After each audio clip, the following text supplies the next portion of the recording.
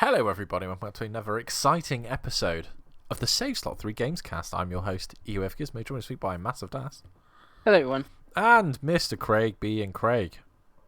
Hi, Dave. Boys, it's been a big week in the ye olde video game world, and we're going to talk about it. But first, Craig, we're going to talk about what we've been buying and playing, just to save some energy for the end. So let's start with Massive Das. Mass, what have you bought and played this week? So, I got two pickups that are part of the played, but I go through the play. So there's three things played. So episodes 7 and 8 and 7 and 8 Dispatch came out on Wednesday night. So I played them. I finished Dispatch. Great time was had by all. And then the next day, as it was all out, I replayed all of Dispatch from episode 1 to episode 8. Picking up lots of trophies along the way, making a few different choices, getting a different ending, all that good stuff. It's very good. It must be very good, because it is like unheard of for Chris Pengi nowadays to replay a game to get different choices and endings and stuff like that. Yeah, I normally you plant your stick in the ground, you're like, no, this is my ending. This is my one. Generally, that's what I am normally like, but it's like with the characters, like, I want to see what it's like if I pick Water Boy instead of Phenomenal Man. It's like, what happens if I pick him instead? Like, how's he gonna be on my team and stuff like that? And also playing a second time, knowing the dispatching and things like that better. I'm like, okay, this gets so I even got like the max level of my dispatching and stuff like this time. So it's a great thing. It's going to be very high on my top 10 for a gamer of the year. When you ever send the form, Davey, Wow. I think I'm going to be putting it pretty high on it. So great time. I'm catching strays in November for not sending the game of the year form, Craig. Yeah, that's a bit early, Pengi, to be. yeah. Poor Dave. Yeah. We're not the Game Awards. We don't do it in before the Monday. Yeah. They're doing it on Monday. And the nominees the Indie Game Awards are out as well already. Their nominations. But yes, very good. Go play Dispatch, everyone. Obviously, it's only on PlayStation and PC at the moment. Hopefully, it comes to like Switch and Xbox, so more people can play it. And then I'm also kind of interested what they will do next, because they've already talked about like a season 2 and stuff. If they do that or try something else ad hoc studio. Then also on PlayStation is Luminous Arise, so that came out this week. I've only done like the first sort of like zone in the journey mode, which is like the story thing that they do. But obviously it's like Tetris Effect. If you've played that, it's like obviously not a story sort of thing, but it's like their like campaign, and obviously the background and the music all changes and stuff after you get in and stuff like that. Messed around a little bit with the multiplayer. It's really good. It looks really nice. Obviously, the music's good and stuff. I am very bad at Luminous, though. I thought it always be bad. The problem is, I always try to play it like Tetris.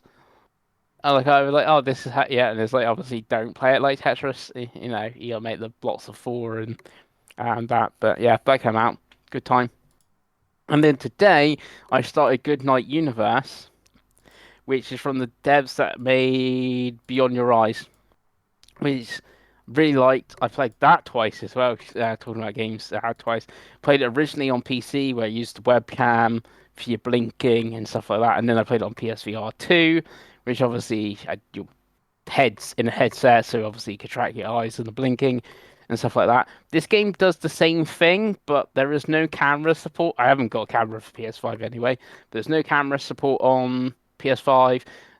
Not on Switch, it's only on the PC, so it's kind of weird. Like, oh, you need to blink, so you have to hold the trigger.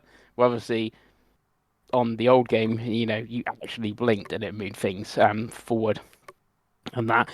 And playing on PlayStation as well, like, you've got a mouse cursor on the screen to select things. It's like, I should have played this on PC, really, because obviously my laptop's got a webcam in it. It was like, because it has got the eye tracking on PC. So it's like, yeah, I should actually maybe play this on PC, because it is kind of weird and clunky playing it on console. Sort of thing. I'm not that far into it.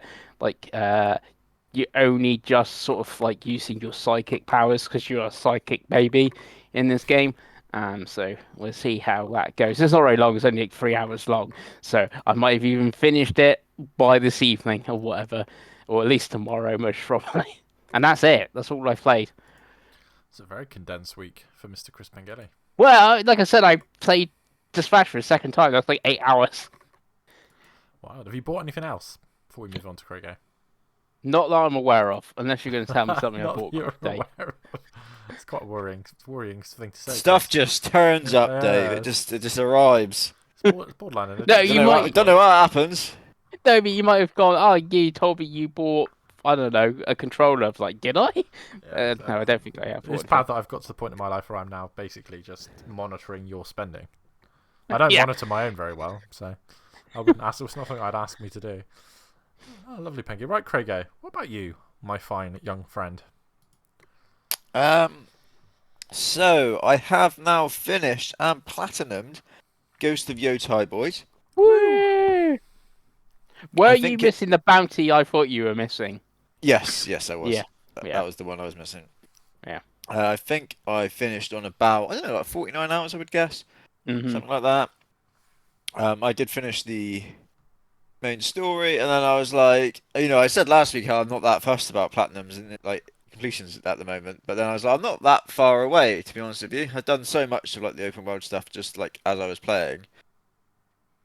And I was day off, and it was raining all day, and I was like, I could just probably bash this out in like a couple of hours. So that's what I did. I just sat there and bashed it out in a couple of hours. And there's some really good like websites as well, in fairness, that have like interactive maps with like locations of like the I don't know the mystery box things you've got to solve and the shrines and all that. So like anything I was missing, I was just I can just use this website and just find them really easily. So I just did that for a couple of hours. It was quite good fun in fairness, and I think they did a very good job of kind of finishing it at the right time. Like I was just starting to like run out of steam. I felt because I'd say like it's always that way with those big open world games, isn't it? Where like you start and like the first like 10 hours you're like excited to be doing everything, and then like you're kind of excitement dwindles, and like we've all done the old Assassin's Creed game where it's like I've been playing for 100 hours and I'm still doing markers on the map, right? So I think they did like showed good kind of restraints in not just making this endless, let's say. So yeah, it's very much so you can get the platinum in like under 50 hours, and I think that's pretty much perfect for the game that it is, in all honesty. So yeah, I did very much enjoy that game a lot. Other than that, I've played a bit more Pokemon on the Switch too. Oh yeah, I think I am rank D at the moment. nice. I have done all of the story sort of stuff for rank D. It's through the Rust Syndicate stuff, essentially. I just need to go and do some more of the battling at night to earn the tickets or whatever it is, so you can then do the promotion match. And then I guess I'll start doing the story for rank C after that next. But yeah, I'm still really enjoying that. Just playing that bits and pieces every now and again. When I'm just can't be asked for anything else, I will lie in bed. And other than that, the only other thing I've played is I started Keeper on Xbox, which is one I've been looking forward to starting for a while. And I've only played probably less than an hour, which I know is probably quite a lot of the games. I don't think it's particularly long, but I'm really enjoying it so far. It is the Double Fine have like a really cool visual style. I think it's kind of really unique. I don't really know how to describe it. Psychonauts 2 was kind of similar. I think it just looks very cool. It's got very like good music and that sort of thing. It's quite a simple game. It does feel like an indie game.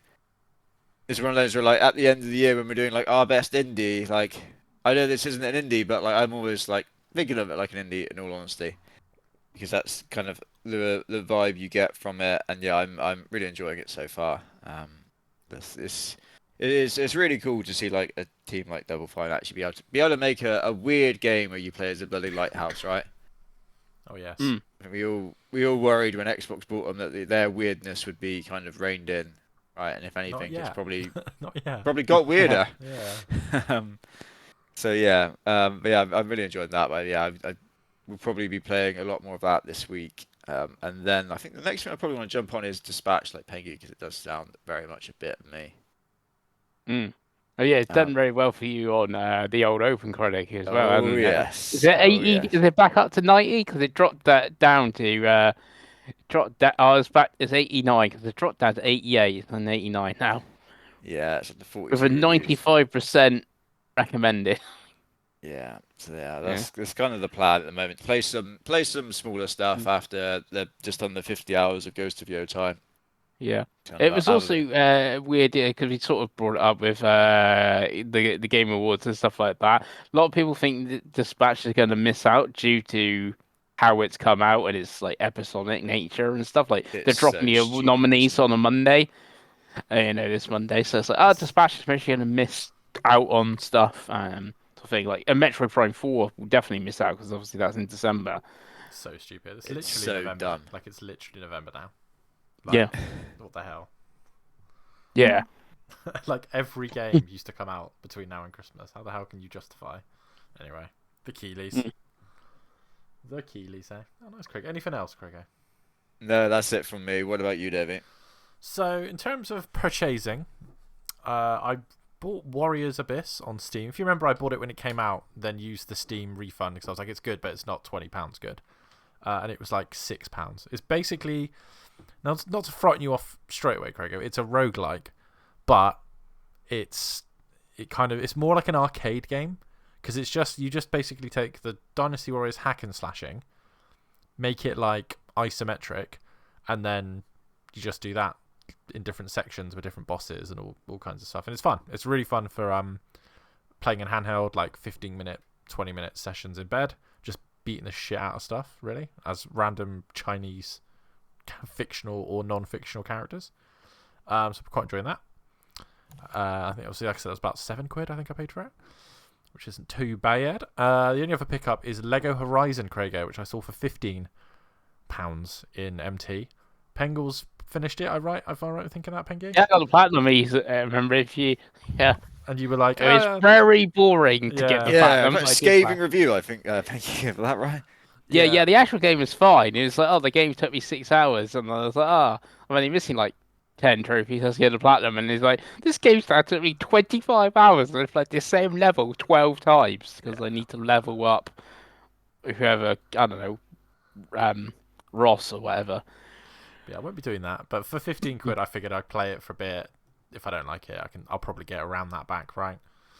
And I've got to string games, haven't I? So I've got to play games this month. So I was like, dude, why not? I've played all the other Horizon games. Well, until one we're going to talk about later.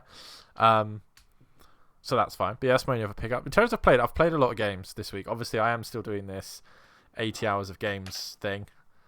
Which sounds trivial because every time we talk, and when Craig says he's played a game for 50 hours, I don't think I've played any. I think I've played one PS4 or 5 game for more than 50 hours, and that was Rocket League, I think. But I have been playing quite a lot of games. So on the PlayStation 5, I have played On Rush, boys. I've gone back, got 2 trophies left. I got all the online trophies before the servers went down, so I've got 2 trophies left. So I've started plugging away at those. Game's still great, lots of fun. If you haven't played On Rush, it's an arcadey racing game, but it's not. It's a racer, but it's not like none of the races are races. They're like weird, like almost like multiplayer matches. It's kind of hard to explain, which is probably why it sold really badly. But it is a shit ton of fun. Excuse me, and obviously it's from the Dirt 5 team. It's their first game when they came over, so yeah, really enjoying that. I've had it for a long time. I don't think you can buy it digitally anymore. I think you can only get it on disc. I think I have it via Plus, maybe. Yeah, I expect it got pulled when the online went down. Yeah, but it's a really fun game. It's a really fun game. So I've got 1 cup left to do. It's just hard. But yeah, there's 2 trophies left, and that's a 0.7% platinum, I think. So that will be fun. On ye olde Legion Go S Steam Edition thing that I have, obviously, in addition to Warriors Abyss, I've been playing Half-Life 2, which is on my backlog challenge. Yeah, it's a difficult one to explain because it's a really, really high quality game. Like, it's really good. Like, we'll start there. It's a first person shooter. It's got some puzzly elements, but it's more Wolfenstein: The New Order than it is Portal, I suppose, is the best way to describe it. World building's amazing. Yeah, like, I know it's 20 years old, but yeah, still the world feels really cool. Enemies really interesting. The guns and all the mechanics are quite interesting. It's just an old school shooter, really. Looks incredible. But I know they've done an update to it fairly recently. And obviously, I'm playing it on the Legion Go S, so I'm playing it at 1200p, ultra settings, 120 FPS. And I've never played a game at 120 FPS, and you do feel the difference. It is smooth, very smooth. But yeah, really enjoying that. About 3 hours in to sort of the main game. I know there's like a horror-y bit coming, so I'm looking forward to that. Obviously, it's an old game, so it's hard to be that scary. But yeah, I'm enjoying it. It's one of those. It's on my backlog challenge. It's been on my backlog for about 20 years. So I was like, I've got to start knocking through these now as we get to December, right? So If you finish that, Dave, you will tie me and Craig with the backlog challenge, because me and Craig are both on 3 each. there we go. Then it's just Chrono Trigger and or Rise of the Tomb Raider to do. Rise of Tomb Raider is obviously much shorter than Chrono Trigger, I would think. So. I reckon it's probably closer than you think, because I think Chrono Trigger is about 20 hours. Okay, yeah, it could be closer. And than I have them was both on thinking. Steam, so it would be handheld in both instances, right? So we'll see. Yeah. We'll get through Half-Life first, then we'll excuse me, we'll go from there. Still got a cough, obviously. And then onto the Switch 2, boys. So what shall I start with? So I finished Pokemon Legends ZA. Finished that the start of the week, I think. I can't remember. I told Pengi, but I can't remember when I did it. Can't really talk spoilers. Has a really good ending. It's surprisingly dark for a Pokemon game. But yeah, I really enjoyed it. The post game isn't really for me. It's basically just catch more stuff. I'm not paying 35 quid for the DLC. So yeah, I'm happy with it. It's one of those that I don't know, I wouldn't give it a rating, but it's one of the top 3 games I've played on Switch 2 this year. And I've really enjoyed it. So I do recommend it if you like Pokemon, or if you haven't tried a Pokemon game. It's different enough, I think, that you can get in without having to know 600 variants. I think it does a good job of onboarding you with different things, and it's just a really good, solid game. My only real gripe is I wish it had voice acting, especially at the end. The beginning and the ending is just baffling that they didn't put voice acting in, but there we go. Nintendo, right? Maybe they'll figure that out for the next game. But yeah, I did really enjoy it. Voice acting's bad. You just can't win, can you? But yeah, again, it's hard to say without spoilers, but like Craig will know. Like, Craig's not far away. He'll get to the ending and be like, wow, they didn't think. Anyway. Also on the Switch 2, obviously, Craig always forgets this when we play together. We did play some Mario Kart World together yesterday. We didn't do particularly well, but Mario Kart World's still fun, Craigo, right? So it is what it is. Fuck blue shells, am I right? You're like a magnet to them. It really is funny. It really is funny. And again, Chloe will be back soon, so she'll just be purposely throwing them at you. She wouldn't dare throw them at Pengi, but for Craig, blue shell galore. And then today, the last sort of Switch 2 thing I played, I've decided to load up Luigi's Mansion on ye olde GameCube. Hey, game's still really good. So the only thing I did, Craigo, is I'd already preemptively remembered that it's inverted. So I have gone into the like settings thing you can do, and I've changed it to not be inverted. Life changing, really is. Looks really good. I don't know what they do in the emulator, but it looks very crisp and clean, which F-Zero did as well, which is the other one I've played quite a lot. But yeah, Luigi's Mansion looks really, really good. Perfect handheld game, if I'm honest with you. It's not very long. I think it's about 3 or 4 hours, right, Pengi? Yeah. Yeah, it's pretty short. It is pretty short. Yeah, and I'm enjoying it. It's one of those. I haven't played the original all the way through, probably since the GameCube itself, to be completely honest with you. So yeah, it's one of those things. I always forget that we have all these old games on the Nintendo subscription, and just fancy playing something shorter. And it's a really good game. I do recommend putting the uninverting it with the emulator setting thing they have, because I can't handle up being down and down being up. I've just never been able to do it. But now you're now making me think, Dave, because obviously before like the PS2, Cube, and original Xbox, we only had like one stick. Mm-hmm. Like even on Dreamcast, I only had the one stick, so we didn't really have inverted controls and stuff like that. Because obviously, like GoldenEye on N64, you used the C buttons, you had to go up, down, and stuff like that. I normally play on normal, but I can also play inverted. sort of thing. Wonder if it's like Luigi's Mansion because they had to play that inverted. Is like how can play inverted like just as fine. It's not my Maybe. preferred way. It's like, oh, I wonder if it's like because I knew no different. Like It's that's easy just for you what to it say. was. Yeah, it's just what it was and stuff like that. And like never had a second analog stick really, apart from like the PS2, which still first-person shooters and that was kind of weird at the time, if you remember. Yeah, because I So think the yeah, only inverted games that I can really recall on PS1 would have been like flight games like Ace Combat and stuff. yeah, And yeah. obviously the PS1 had the DualShock in what, 99, 98, 99? Yeah. He obviously did have it on the PlayStation and stuff Mm, like that. Just yeah, it's like again, maybe it's like the games I was playing, like Resident Evil with the fixed camera and Tekken 3 and things like that. You didn't really use the second stick. no. Yeah, You probably used the second stick more since, if that makes sense. Because I'm kind of thinking, because I don't yeah, remember being that phased by Luigi's Mansion in 2002. But no, since then, I've played 20 years of first person, third person shooters, right? with the like Yeah, normal. with normal controls and like cameras and stuff, which like you said, it was new. But yeah, it's an interesting thought. But Yeah, I do really recommend Luigi's Mansion. I know it's a really obvious thing to say, but like as far as like quite interesting it's almost Metroidvania-y. It's weird. It's kind of hard to explain what kind of genre Luigi's Mansion is, but it's for the length, it's fantastic. It's very high quality, obviously. But yeah, we've all got that subscription, I think. So if you want a 3 hour game, you can't get much better. But yeah, that's all I've played so far this week, boys. I need to get back to Metal Gear Solid. Knowing that Pengi's been on late is half the reason why I haven't, because I do need Chris's love and support to try and get me through that. And we're about to get to quite a stealthy section of the game, I think. So yeah. Whereabouts did you say you I'm were in now? Grosnograd. Okay, yeah. Yeah. So your patience will be tested, I think, Pengi, for Yeah, how good I am yeah. at stealth. But yeah, that's probably the next thing, and then I'll try Lego Horizon. If I don't like it, then I don't think I'll lose any money on it, to be completely honest with you. So we'll see. But yeah, that's what we'll be buying and playing this week. Well, let's get on to my favourite section of the show, the Chris Pengelly News Desk. Time for some news. We got 11 items of news this week. Baker's dozen.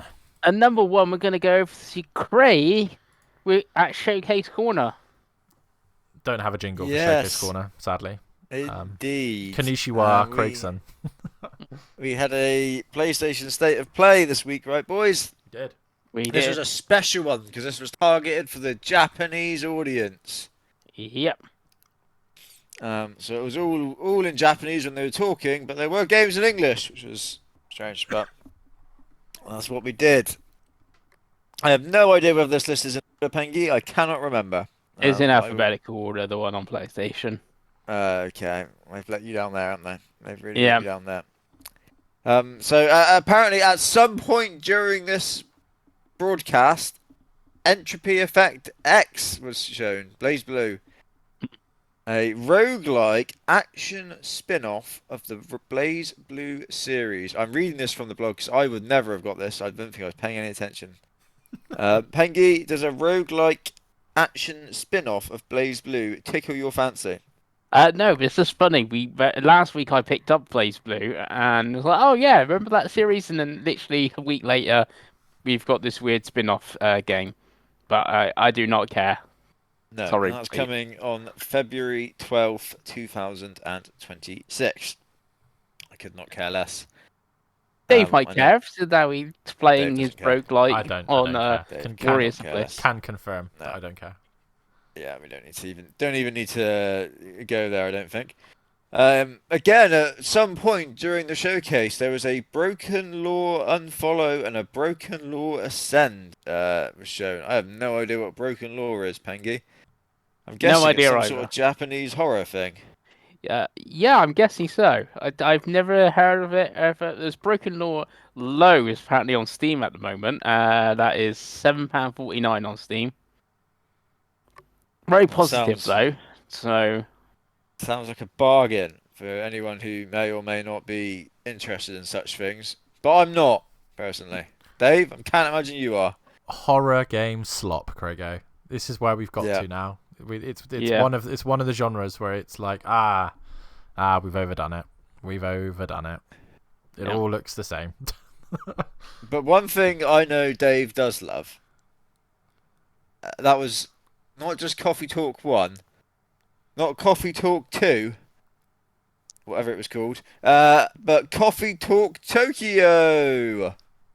Yes, coming on March 5th, 2026. Coffee Talk is back, Dave, and this time it's in Tokyo.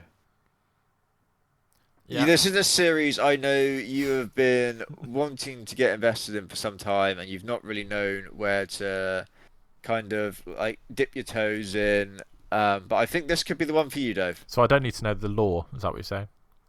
Like, No, I the think lore. you can jump right in. Standalone. I think Cool. you Well, I jump right don't in. know in the trailer as a character from previous games. Yeah, I think he's going to be okay. I think he's going to be okay. I don't think he needs to go back and play the previous two. My thoughts with this game is, aside from the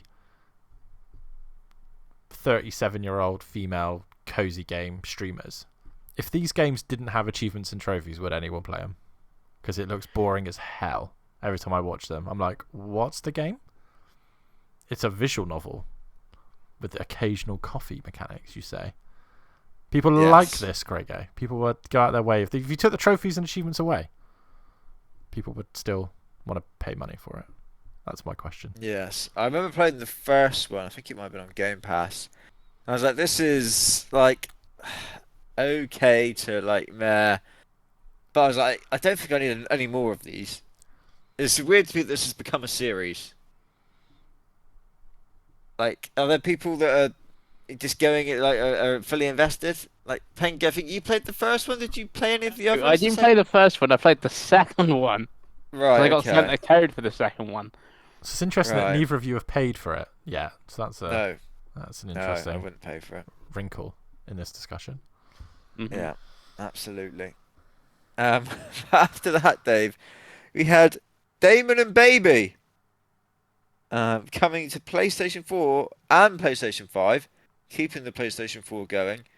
In early 2026, Damon follows a cursed demon lord and a human child in a heartfelt journey. This action-adventure game combines exploration with twin-stick shooter combat. Collect, loot, level up, and strengthen their bond through every battle. Pengi, did that just tug at your little heartstrings? No. No. There's a lot of swings and misses so far, I'm going to be honest with boys. But I thought that looked pretty good, if I'm honest with you. I thought it looked pretty fun. I like twin-stick shooters. okay. But yeah. There is a bit where there's two characters on the screen. Maybe it's co-op. Yeah. And one of you's the baby and one of you's the demon? Who knows? Well, no, the bit I see, there's a dog. There's a dog. It's always a dog. But Damon and Baby and Dog isn't quite as good a title. Can you pet the dog? That's what everyone needs, right? Right, that's still that X account, right? Is can you pet the dog? Yeah. Yeah. Right, after that, well, it wasn't after that, because this is all in random order. We have no ideas. Could have been at any time during the show. We had Digimon Storytime Stranger Alternate Dimension DLC. It's another Digimon game. These just endless, these fucking Digimon games, aren't they? Who's playing this? I don't know. Supposed to be quite good. I haven't. I've heard it's quite You good say as that well. about everyone, Pengi. You never play any of them. No, What was that, like 40-hour visual novel you bought on the Switch and never played? Even Dave, I think, has heard this one's supposed to be quite good. I've heard it's good, but Craig's not wrong. The 3 people that still care about Digimon are just buying this game over and over again. Like, Christ. I think it's sold pretty well as well. I think it's like the best-selling Digimon game or something. Oh, I did 3 copies instead of 2. Fantastic. Well, Let's make another one. Those 3 people can buy DLC now. That's what they're. Yeah, that's what we're getting at. And none of us will be adding to that collection of people. On to what I think actually did open the show. It did. Was Dragon Quest 7 Reimagined? I think that's what opened the show. Yeah. We've seen this before. I think it was first debuted at a Switch show. Yeah. Right? I believe so.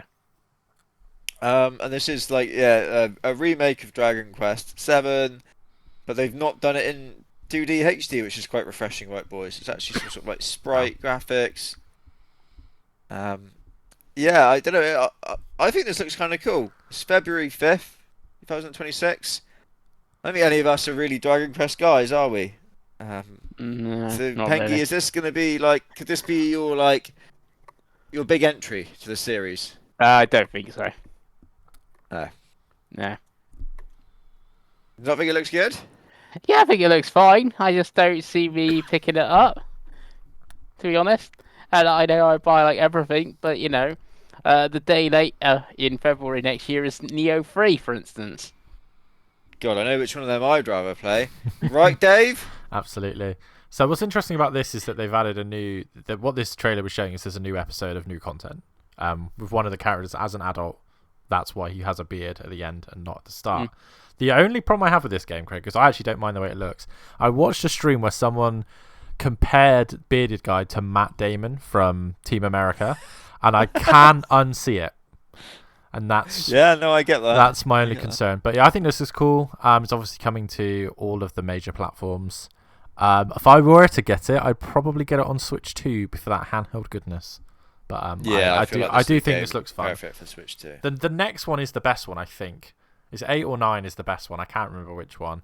Might be 9. It's the PS2 one. I know which one. Yeah, you it's the mean. character with the like a blue, an orange outfit. But yeah, this is one I might pick up, Craig. What about you? Does this tickle your fancy?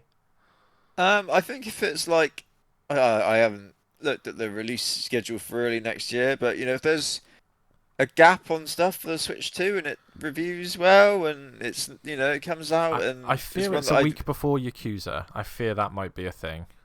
Yeah, but it's Yakuza 3, isn't it? So I can't imagine I'm going to be jumping into that straight away. That's what you think, Craig.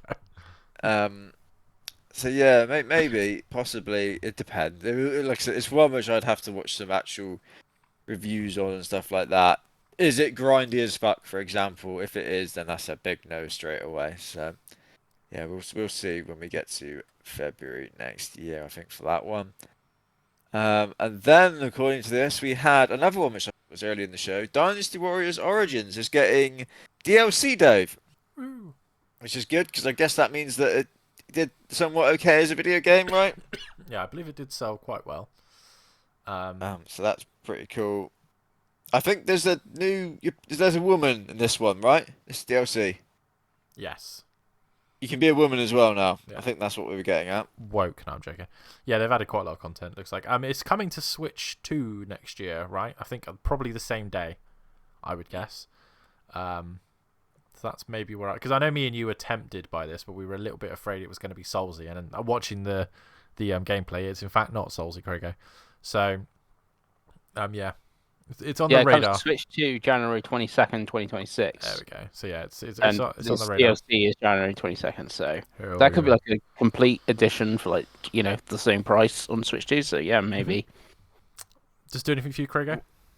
We'll see what I'm hoping for, because it's coming January 22nd. I think the main game came like January this year, didn't it? Is that this means that it goes onto a subscription service in January? Because that's what I could. And then you buy the DLC.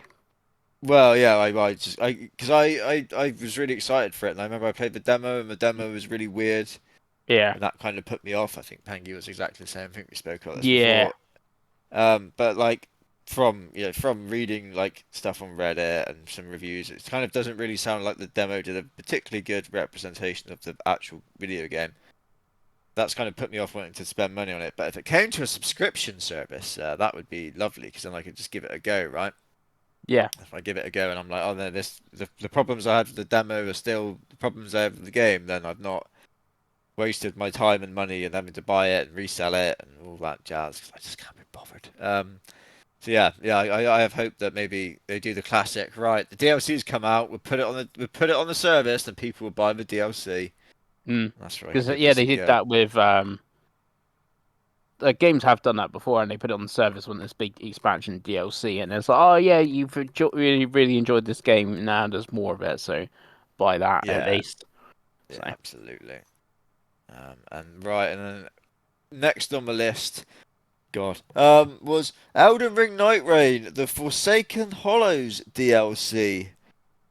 It's DLC for a video game that I don't think anyone played more than an hour of. I don't think. Talk about games that come and went. That was a game that came and went, wasn't it? Christ. Elden Ring Night Rain. I took that. I took the second in Fantasy Critic, boys. That was a mistake, wasn't it? Only got me 10 points for second pick. Ah, What was People I will thinking? tell you it's great though, Craig. People will tell you they loved it. Oh yeah, it was great for that hour they played of it. I'm Yeah. sure. This update adds 2 new playable Nightfarers: the Scholar and the Undertaker. Didn't realize it. I'm Well, pretty the sure Undertaker. from the The video Undertaker. that they sounded like Ben Starr and Jennifer English, Of but course they who did. knows? Yeah, that's who they There's sounded like. also 2 New formidable bosses. new bosses to put your skills to the test against. Pengi, do you still own this crap? I And are still you gonna own this. buy Yeah. this DLC? I own the DLC. It came with my game, Okay. so Are I you gonna can jump off. play the DLC?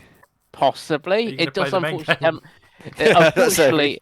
unfortunately, it comes out the same day as Metroid Prime 4. I think I'm going to be playing Metroid Prime 4 on that day. Fair enough. Do you just sell it at this point, Pengi? Like you. It's not worth Okay, anything. Yeah, I was none. gonna say. You can get the Steelbook edition brand new for like 20 quid everywhere now. Yeah, Oh really? it wasn't Oh, very yeah. much when it came out. It was like 35 quid. Yeah, that's why I bought like the Steelbooky edition. But yeah, Yeah. I do need It's, to go back to it and start doing some runs and that because I think there's only like 7 bosses or something. So people that are still playing it at now are most probably very good at the game. So they can mostly get carried to the end of it quite easily.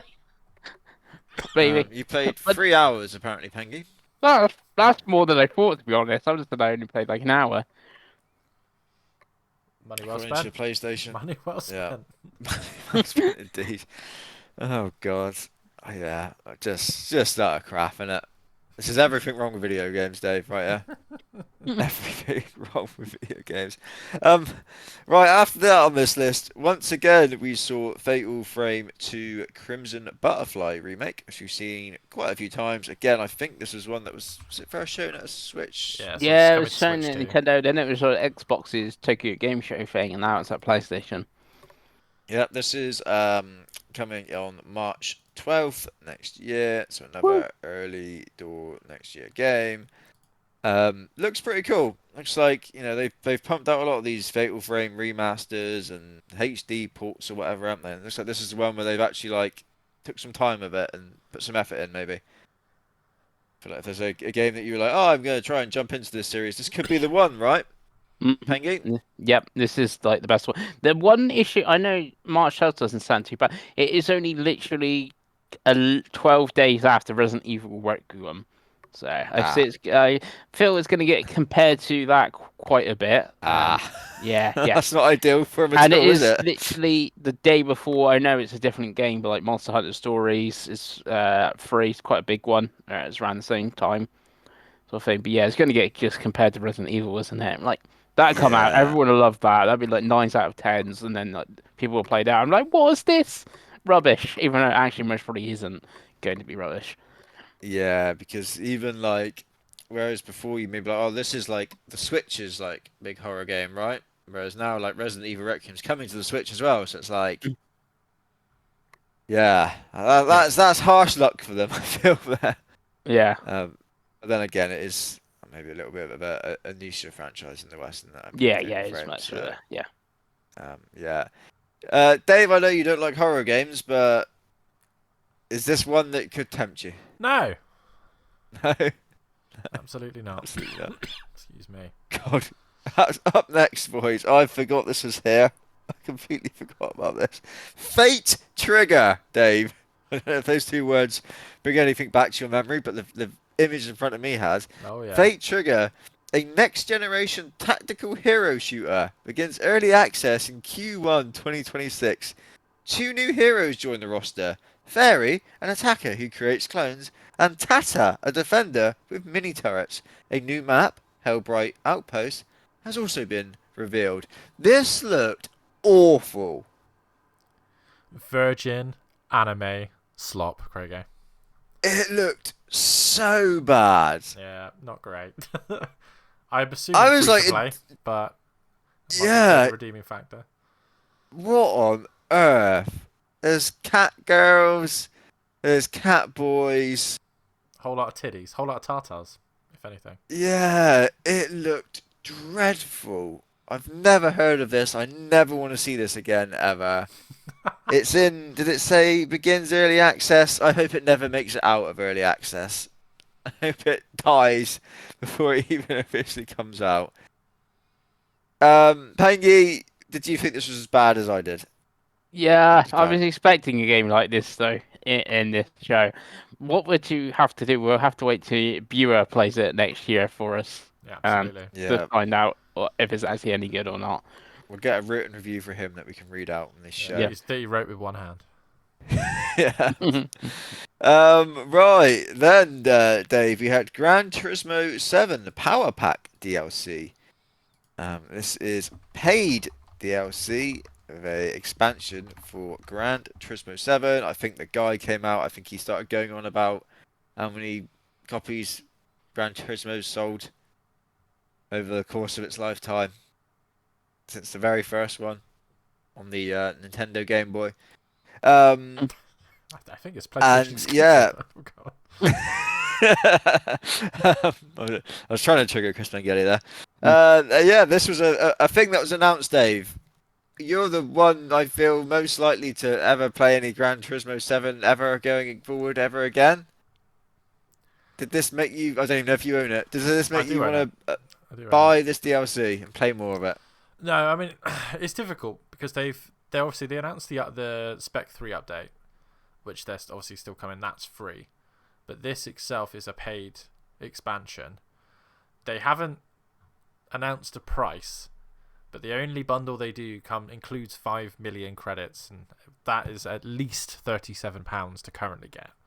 So, yeah, I mean, if this was £15 and you didn't have to get the credits, then potentially. But again, they've not chosen to, even on the official website that I'm on currently, there is no actual price, which worries me more, if I'm honest. I know it's an older game and they want to get some money, but a lot of this content was content that was in Gran Turismo games in perpetuity, stuff like the 24-hour endurance races and stuff, right? So I can't imagine a lot of people are particularly happy to be paying for this. I know that the Spec 3 update is still a sizable update, but yeah, a bit of a That was the strange one. move. Oh, that's what I thought they were telling us about. Oh, the Spec yeah. 3 is coming again. And it's like, oh yeah, the Spec 3 update's going to be, because I think you're getting 2 new tracks, like 8 or 9 new cars, something else new. They're adding quite a bit new for Spec 3, and obviously there's been previous, obviously updates throughout the years.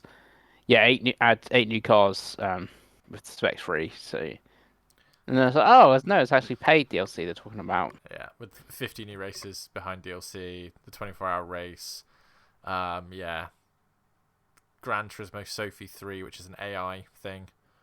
So yeah, it's a Oh bit yeah, of they're adding new menu books and stuff like that, and yeah. a seasonal menus or something in like the story mode.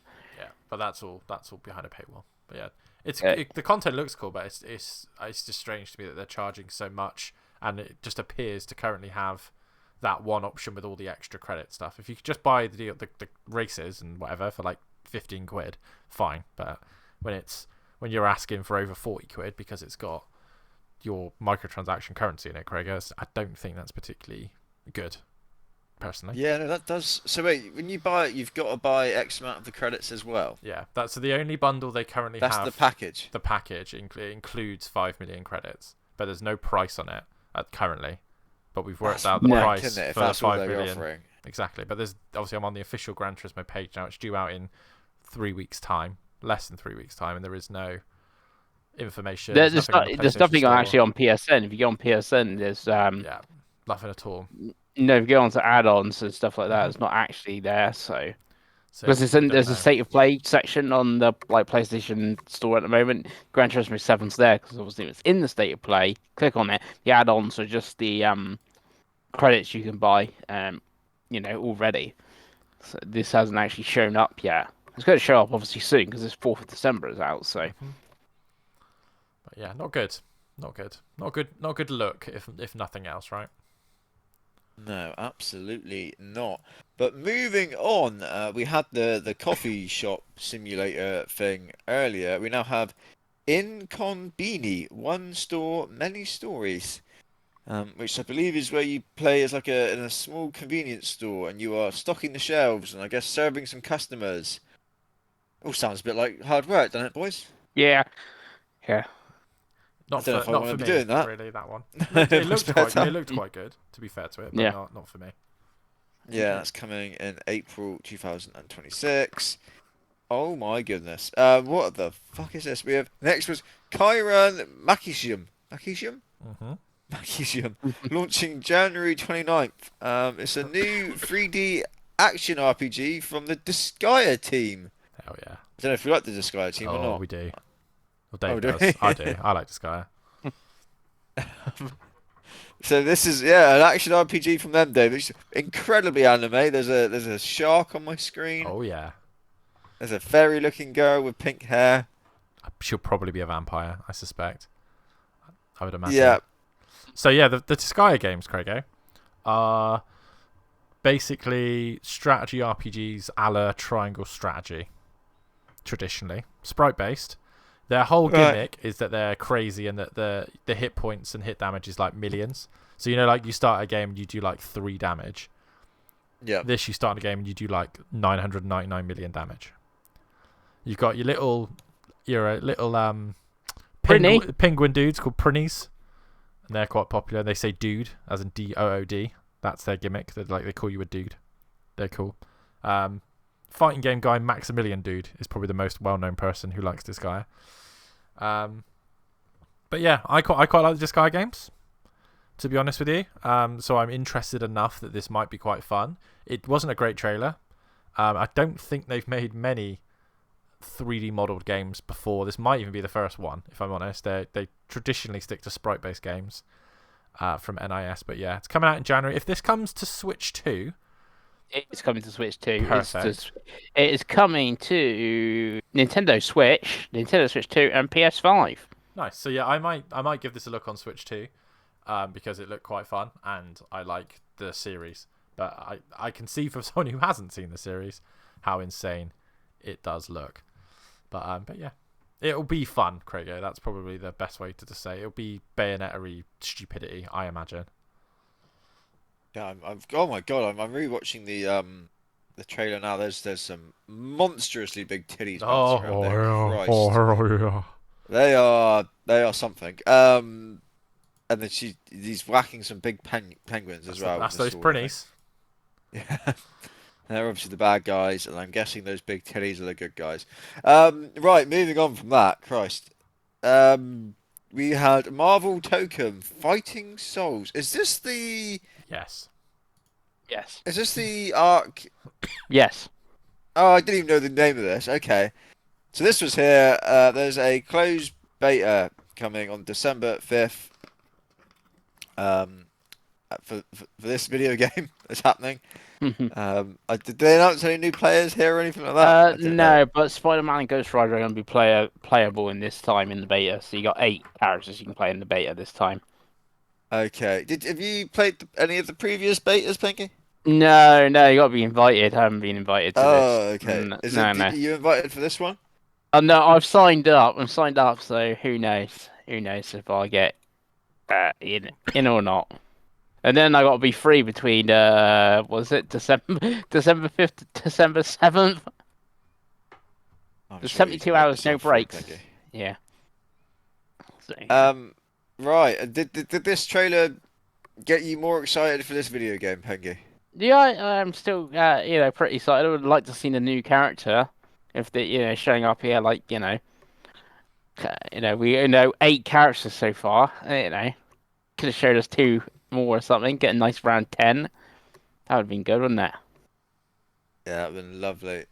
Dave, you used to like a fighting game. I did. Is this the one to start the Dave Bellringer resurgence? There's a The lot comeback tour. There's a lot of questions I still have. So I mean, I actually was invited to the beta last time. I just never got around to play. I think it was an awkward time to play. So if I get invited again and I can, then I'll play it. I think unfortunately it comes out literally when Chloe gets back. So probably not. Yeah, they just need to show more stuff, like what's in the game, like how much is it going to cost, is there a story mode, how many characters are in it. A lot of the early previews, that it was quite difficult to get the hang of. But obviously it's a beta or whatever, right? So they'll work through that. And obviously there's a lot of similar games at the moment. So you've got like the Riot Teams game 2XKO, which is somewhat similar. We've obviously got smaller budget ones like the what's the show we like, Invincible, and stuff like that, right? So there's some similar tag games. Obviously this has the might of Sony behind it, so, and Marvel, so you'd imagine it'll come out to it. But yeah, for me it's just the price. If it's got a decent story mode and it's £35, £40, then I think I'd be willing to try it and see. If it's £60-70, absolutely not. I don't play fighting games enough not to get good at it and play for the hours that would be needed, you know. And also, what I would like to see, Craig, as they were in the studio and talking about this, they could have shown, actually had the flex strike there and shown like the flex strike and like, this is our flex strike, and then, actually have one in there in the flesh and then like, I don't know, using it or something. Because they still got to show that off as well, so. Pengi is gagging for the flex strike. Yeah. Absolutely. After that, moving on from that, we have Monster Hunter Wilds free update for it's another title update coming December 16th. Adds the giant halberd dragon, I can't, whatever. Gokmazios. Gakmazios, plus new endgame content and seasonal updates. Why is your giant halberd? I got excited. Have they added a new weapon to fucking Monster Hunter? Have they finally done it, those crazy bastards? But no, they didn't. This will be like the final sort of. This is update 4, and obviously on the roadmap, this is like the final one.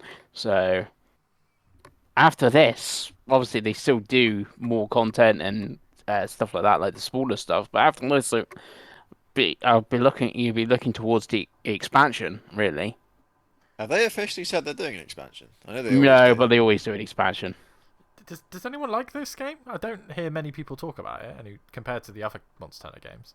No, I think I remember there was a report not like long ago. Capcom's financial report: Rise sold more than this, like in whatever the last quarter was. Is that handheld ease, right? It's kind of. I bet they're desperately trying to get this to run on Switch 2. Because obviously Switch 2 is Switch 2 It's is weird king though, in because Japan, it also was like Monster Hunter Wilds was like the best-selling one at launch and doing all numbers, and it's just like dropped off a cliff. So yeah. Good. Again, expansion maybe, people going back and things like that. I will most probably. I haven't played update 3. I've done 1 and 2, not 3. So I'm mostly just gonna wait until 4 comes out and just go back and play all the free story stuff and 4s, and I'm like, right, I'm done. I'm ready for the eventual expansion or whatever. Yeah, I always find it's quite hard to go back. Yeah. It's like it's such a like the controls and that are always like clunky, right? And the menus and that. And like when you've been playing it for 30 hours, it's obviously second nature. And there's always that like, right, I've gone back to Monster Hunter. I haven't played it in 3 months. Right, where's my potion? What button? Oh, there's this menu's come up now. Oh, I've got to put my weapon away. Right, put my weapon. Oh, I've been hit. Right, how do I cool my mount? I'm gonna run away so I can remember how to find this potion, and then like, there's a solid like half an hour it feels of like, right, I just need to remember how to do stuff, right? And that always like almost makes me not want to go back for these little like free updates that they do. I'm just waiting for the big one maybe instead, because I did enjoy the game quite a lot, but yeah, it did have, I think it sold really well, didn't it? And then like the player base just seems to like completely disappear very quickly. Yeah, and it's always talked about pretty negative now as well. Wilds from like the Monster Hunter community, from what I've seen and stuff. Like, because I follow a few Monster Hunter like YouTube channels, and like, yeah, none of them are particularly keen on it. Sort of thing. It's very odd. Yeah, absolutely. After that, we had Motion Wreck, which is a record and replay puzzle action game, apparently.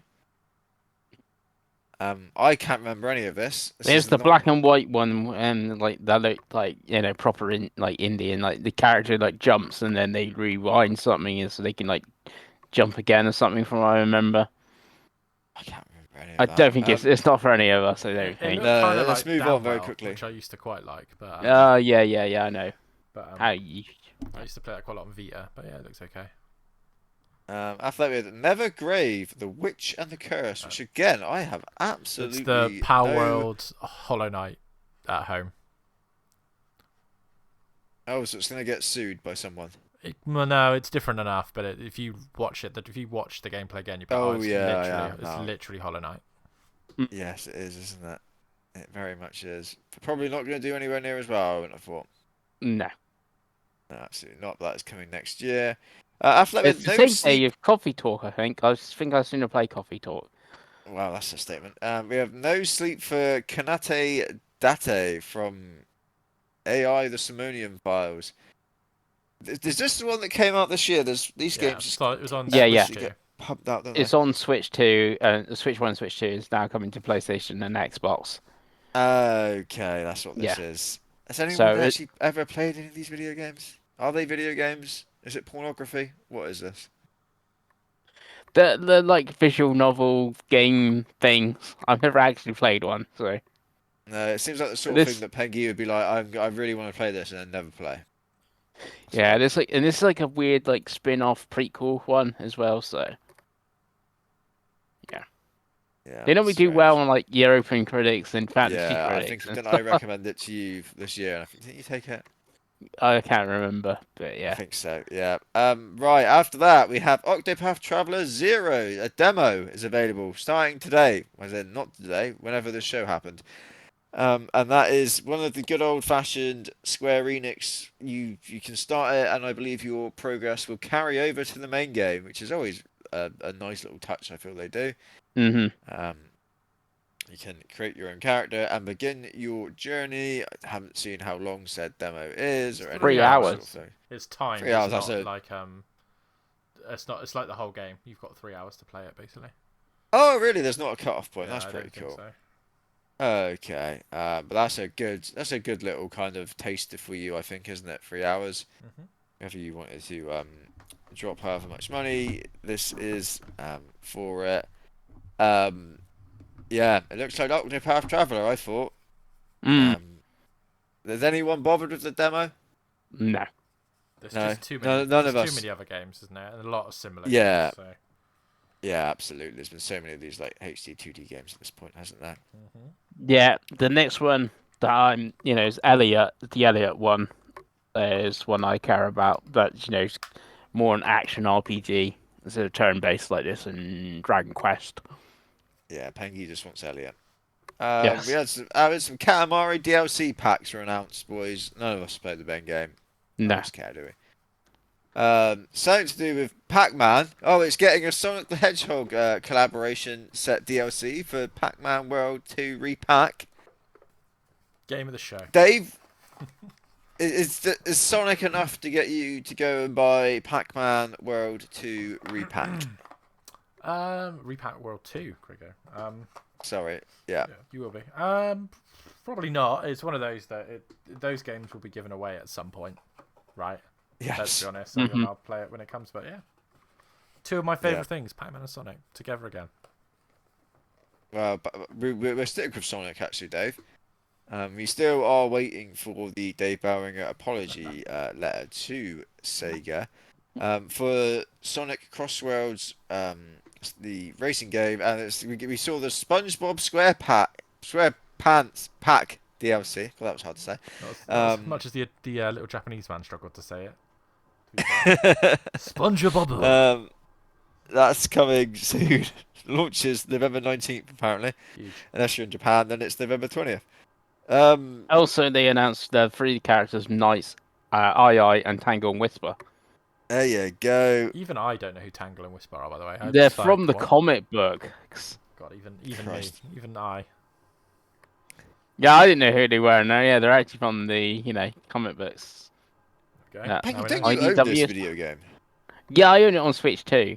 Thanks to Ben, the Switch. No, I own it on Switch. Switch 2 updates early December, so I will go back and play it properly when the Switch 2 update comes. Yeah, absolutely. And Dave, you Yeah, need it'd to be up buy 60 it and frames. play it. Yeah, when it It'd be Get at that 60 instead of apology 30 ready. yeah, frames. I'll give it one more go. I'm fair. You know, I'm a fair guy. Yeah, absolutely. After that, we have the disappointment that always hits me with Super Robot Wars Y DLC packs. Whenever I see Robot Wars, I think of Craig Charles and is it Jonathan Pierce used to Yeah, do it the was. commentary, Yeah, Dave? yeah. Yeah. I had the Game Boy Color game. I think I still do Oh somewhere. yeah. Disco. What was that fucking thing called? I remember Matilda. Hypnodisc. Disco machine. You had Hypno Disc. You Hypnodisc. had Chaos 2 Yeah. that you always used to win. Yeah, Chaos 2. Yeah, there was a big Razor thing, wasn't there? Yeah. Is it just called Yeah. Razor? I don't know. God, I used to love Robot Wars, but this isn't anything to do with that. This is some anime crap that no one cares about, so we'll move on. Right, one which I think you two have been talking about recently is Pokemon Extreme Racer. Pokemon. Pokemon, Tokyo. what am I doing? Tokyo. Tokyo There you go. Extreme Racer. God, Pokemon Extreme Racer would be a game, wouldn't it? It We'd would. be there for that. Yeah. This is some sort of thing that came out 20 years ago on the PlayStation. Atari Jaguar, I think. the And Rona. now there's a new version or a port or a remaster coming out. And yeah, it's all about spirit points and, Yep. and willpower. Pengi, I think you were excited for this. I was excited for this because it came. It's I don't know if it's in early access on PC, but it's been on PC a while. It just suddenly came out of nowhere, like everyone loving it because we hadn't had a Tokyo Extreme Racer for years. I think 3 was the last one on PS2, but I could be wrong there. It's like, oh, Tokyo Extreme Racer's back, and obviously it's now coming to PlayStation next year. So that is a good time to be had, I think. Hopefully, because it is actually up for pre-order. It's 40 quid on PSN if you want to go pre-order it, which is actually £5 cheaper than Steam. Oddly, Good. yeah. Make those fucking pedos on Steam pay more. That's what I say. Whoa. Um, Whoa. Dave is. No, it's not in you said early access. It's just bought. It's actually £41.99. Sorry, it's £2 more expensive on Steam. You lied to us again. I nearly said Pokemon Extreme Racer again. Then Dave, does Tokyo Extreme Racer? We need to get this Pokemon Extreme Racing game going, boys. Us three, we could make a fucking fortune here. Does this do anything for you? No. What? Oh, okay. It's too expensive. What? If it was in 20 quid, then that'd be tempted. It didn't. I've looked a few times on Steam. It just doesn't look particularly high quality, really, for the price. There's like Wreckfest 2's 25 quid that I could play. There's a Setta Corso Rally that's just come out, which is 20 quid. That looks better. It looks alright. In a sale, obviously, maybe, but not at full price. Definitely not. No, I'm shocked. absolutely not. Are you going I'm to buy it at shocked full price, as well. Pengi? Virtually not. There we To be go. honest. There we go. Oh, that high horse has just vanished in front of our eyes there, Dave, hasn't it? Yeah. Bloody Yeah, hell. again. Well, if it gets a physical though, I bet Oh, here we go. Then we can get it on eBay. We can fund the Chris Pengelly eBay account. Recycle that money. Fuck over the devs.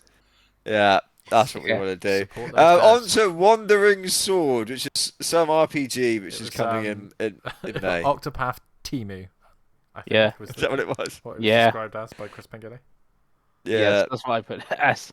Yeah, because Oh, apparently God. it's been out and it's now coming to like PlayStation. Like, is it? I was like, I've never even heard of this game. So Okay, and this was then we come to a real. I felt like it was a real crescendo of the show now, Dave. Yeah. Which was we needed some new tech, some new hardware. You know that people do these like monitors for their PCs, Dave. Yeah. What if and people play video games on their PCs, right? They have been known to from time to time, yeah. What if we made a monitor for gaming Right. and we called it a gaming monitor? Huge. Mm. Huge, Craig. And then we release that, and people who play video games on their PC can use it. That's crazy. Buy it. Yeah. But what's the unique selling point, Craig? There's got to be a unique selling point. This one, Dave, is 27 inches. Huge. Right. that is actually quite big for a gaming monitor, though. So. Oh, 27 inches. Plenty big, Pengi. It's I think 20 mine's plenty 28. big. I think 27's a bit of a weird, Whoa. weird shape. Really. Let's not get into a dick measuring contest here, Dave. The one I'm using, the one I'm using right now. But Is it in your hands? But what has it got, Craig? What has this PlayStation 1 got that my monitor doesn't have? This one, Dave, has a charging hook for your DualSense. Wow. Because you know what, Craig? Which When I'm at my computer or my PlayStation, I have no access to USB-C cables. And people who would be using their gaming monitor on their PC, would it be using their mouse and keyboard? Well, you've got to have a controller just in case. Well, also as well, Craig, what I love about this little write-out is it specifies, because it goes up to 240 hertz, which no PlayStation console can do. It specifies that that is compatible on PC and Mac, specifically. Now, a Mac isn't actually, people will be shocked here, a Mac is in fact a PC. A PC means personal computer. Now, do they mean a Windows PC? Do they mean a Linux PC? Do they mean anything at all, Craig? But not PlayStation. I think PlayStation cannot do 240 hertz. No, And this is 120 hertz. This is not a 4K monitor as well, Craig. That might have slipped by you. It is only 1440p. And it's not available in Europe / the UK. So Pengi's going to have to import one. And Pengi, you want this, right? Because it's got the big PlayStation logo on the screen. No, in my head, Chris Pengelly's sold his 70-inch television right now, and he's got his massive TV stand in the corner of his room, and he's gonna have a tiny little tweeny 27-inch gaming monitor on there instead. But it's going to be next to his 24-inch PlayStation branded 3D TV they did 15 years ago, Craig. I always wanted one then. I'm sure MT Games had one not that long ago. They had the PS3 like built-in 3D one. Buy it. I haven't seen it in there for ages, so I've it has sold. I sent it to Western, or I've just not spotted it. Craig's got it. Craig's got it. No, this is a weird thing. I have no sort of interest in a gaming monitor. I don't think the size is that bad again for a gaming monitor, or the 1440p, especially if you're playing on PC. You know, it's quite often resolution used. It's just I would just stick to my TV, which I have been looking at a new TV, but that's probably Wait for PlayStation to come up with a gaming piece, gaming TV for you, Pengi, because that's the next thing they've done. Their TVs actually aren't that great for gaming, from what I've seen. The Bravias. Madness. Apparently they're amazing for movies and stuff like that. But yeah. Excellent. Amazing for movies. Yeah, for gaming. Yeah. Right, I think that's the show. It was bloody awful. It sucked. I had very low expectations, and this was, I think, fair even below them, in all honesty. It was dross, and going through it now, you know when you go through this show, and in your head it was bad, and you feel like, God, it was even worse than I thought it was. Yeah, not great. Yeah, it was 45 minutes of my life that I will never get back. So yeah, that was that, I think. Yes. Yep. Awful. Hour and 10 minutes into the show. That is news item 1. So Pengi, let's get on with this. Let's get the show on the road. Let's get to news item 2.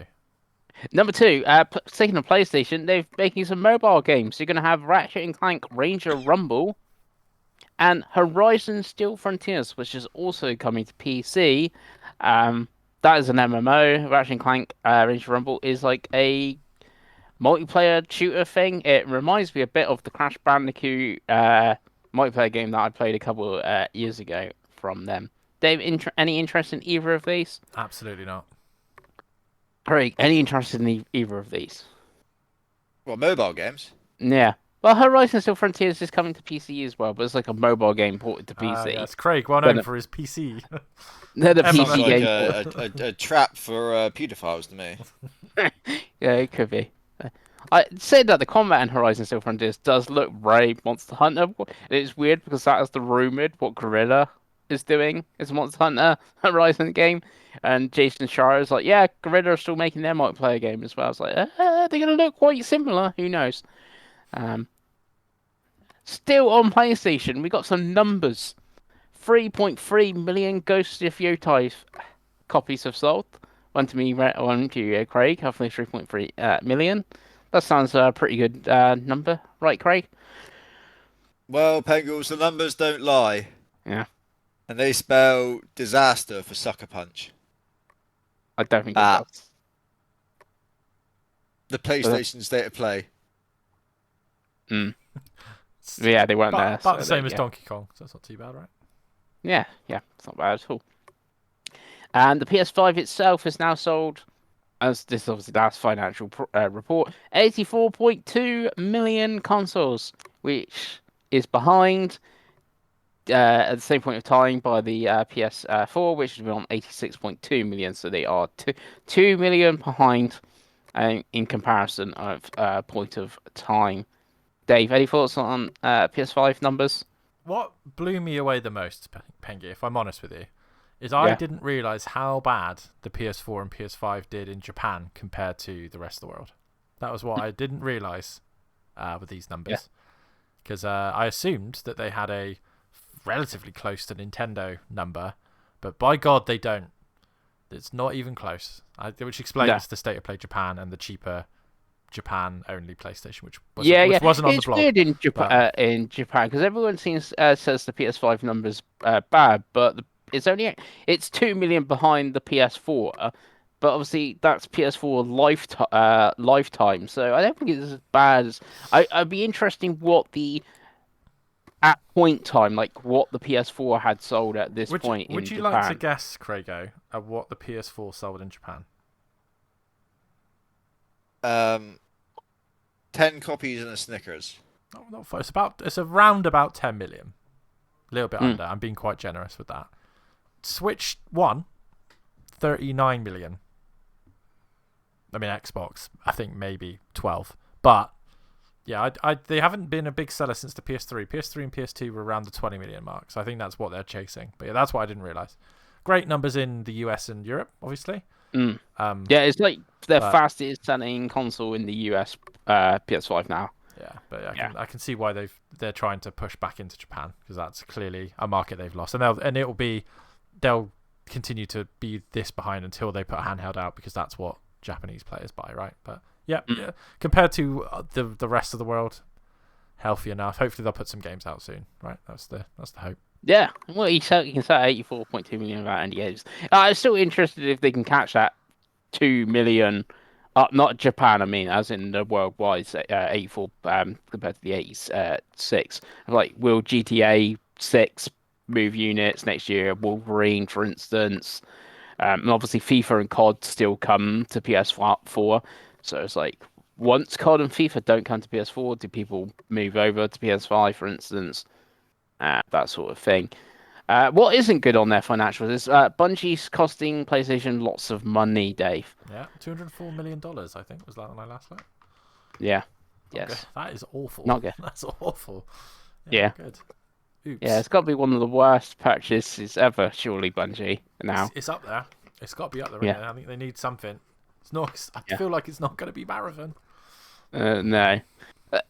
If I was, obviously, Marathon's had development and stuff like that, you may as well put it out now, sort of thing. But surely they just need to be starting on Destiny 3. Fuck knows Nah. what they're going to do, Pengi. Yeah. Gummy Bears is going to come and save the day. Oh, Well, that's a God. different studio now, isn't it? It's a bunch of people that splintered off from Bungie. So, but yeah, I not feel like good. there's going to be. I think their future reads redundancies, if I'm honest. Yes. It's Yeah. a big, expensive ass studio to run, isn't it? Mm-hmm. There was I don't know if it was Jez or something like that talked about how like Microsoft sniffed around like acquiring them not long before Sony. And I think even Microsoft looked at them and went, "Cool, that's the profitability of the studio was not healthy." No. Apparently, and yeah, it just seems like a big old studio that's probably costing God knows how much to keep going, and yeah, don't like you boys said, I don't think Marathon's saving any days anytime soon, is it? No.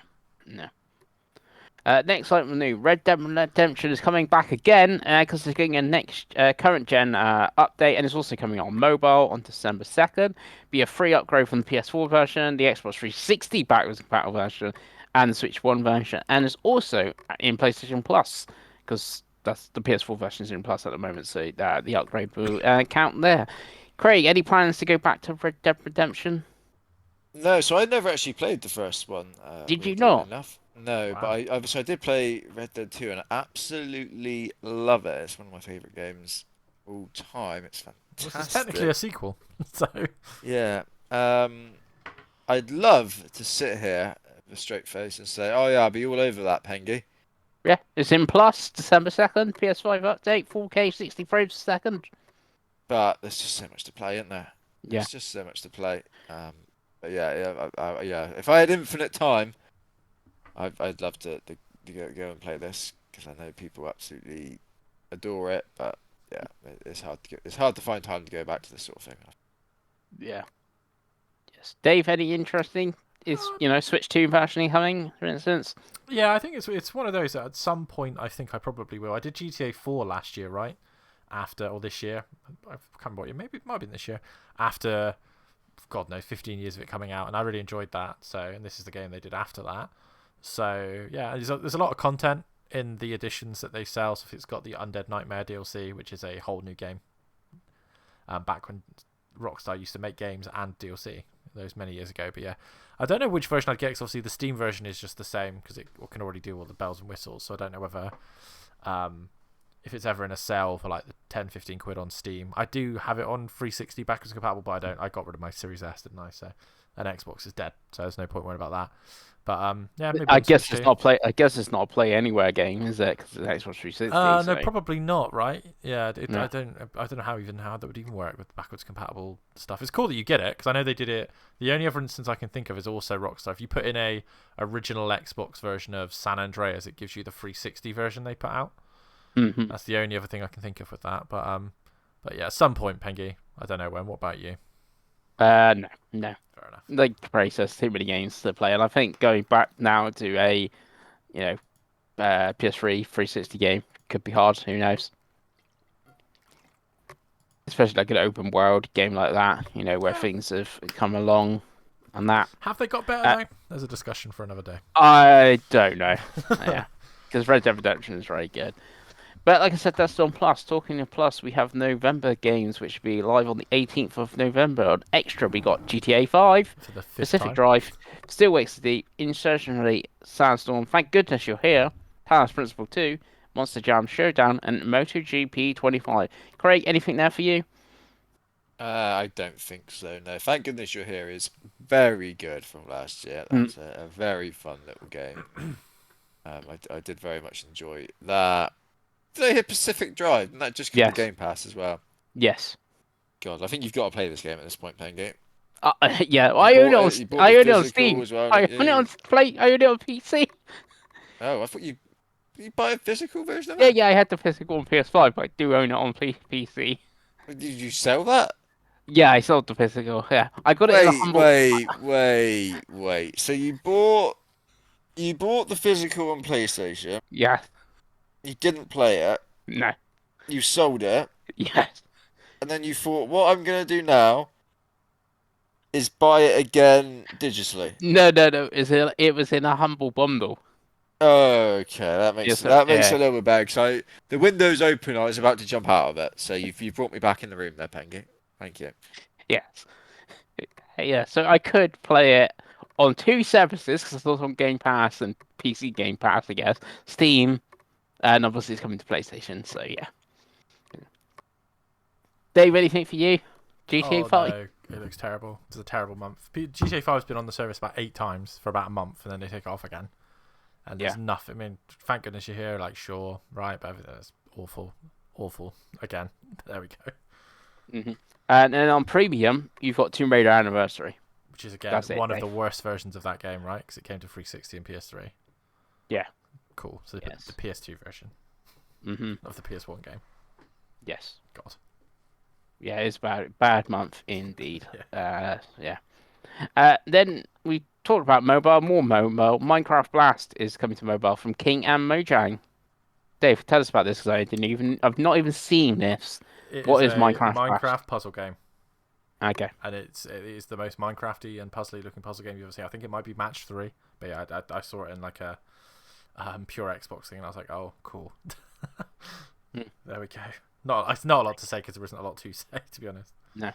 Talking of Xbox, Hi-Fi Rush is now officially owned by Krafton, and it's now reflected in the game from 4th December. I think it will now come up with the credits. It's now from Krafton. Is that right, Dave? Yes, I believe so. And they have said it's staying on Game Pass for the foreseeable.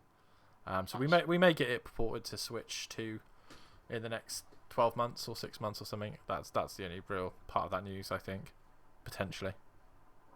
Yeah. Yeah. Um, sort of thing. Then we got Metro Prime 4 previews that happened, Craig. Quite negative. There's a lot of backlash from Nintendo fans on Metro Prime 4. We kind of talked about it with Pokemon voice acting. People don't like voice acting, it seems, Craig. God, I hate Nintendo fans. God, I hate them. I hate this whole nothing can ever change. Everything must stay the same. Nintendo must make the same 5 or 6 video games over and over again. We've got to have each gen's got to have its version of that video game. It's actually the same version of the game because we're not allowed to change anything because that is blasphemy. Ah, yes. But we're all gonna buy it over and over again, the same one, but we can't change. I hate it. Just can we not just do something like fun and different and like try something? Can we have some characters and some voice acting instead of like every Nintendo character just being a cutesy little sprite that doesn't ever say anything? That's how you really feel. Is there any hope in this world? No. So, Craig, I'll how be do you honest, I feel? haven't actually watched any of these previews to any deep extent. Yeah. It's all But, it's yeah. all a bit of a fuss about nothing, Craigo. I've watched a few things. I'm like, There's a character they don't like. there's a isn't that character right? that Miles. talks at the There's beginning. Nintendo have dared to put a character in a video game instead of like a cute sprite that doesn't do or say anything, and people don't like it, right? Even though all of their games has a sidekick character that makes annoying noises. That's kind of their thing. Hey! Exactly. So yeah. Yes. I will tell you on 4th of December when I actually play it if it's good or not good, etc. Plus, by then we will Yeah. have reviews, which will also tell us what it's like. Maybe the reviews going, "Oh, this guy's annoying for the first hour, but the game's 35 hours long." Well, what does it matter then? Sort of thing. Yeah. Yeah, So, these previews haven't dampened my interest in the game whatsoever, personally. no. Sticking with Nintendo, Pokemon Pokepia got a date. It's coming 5th of March, 2026. Craig. People are excited about this. Yes.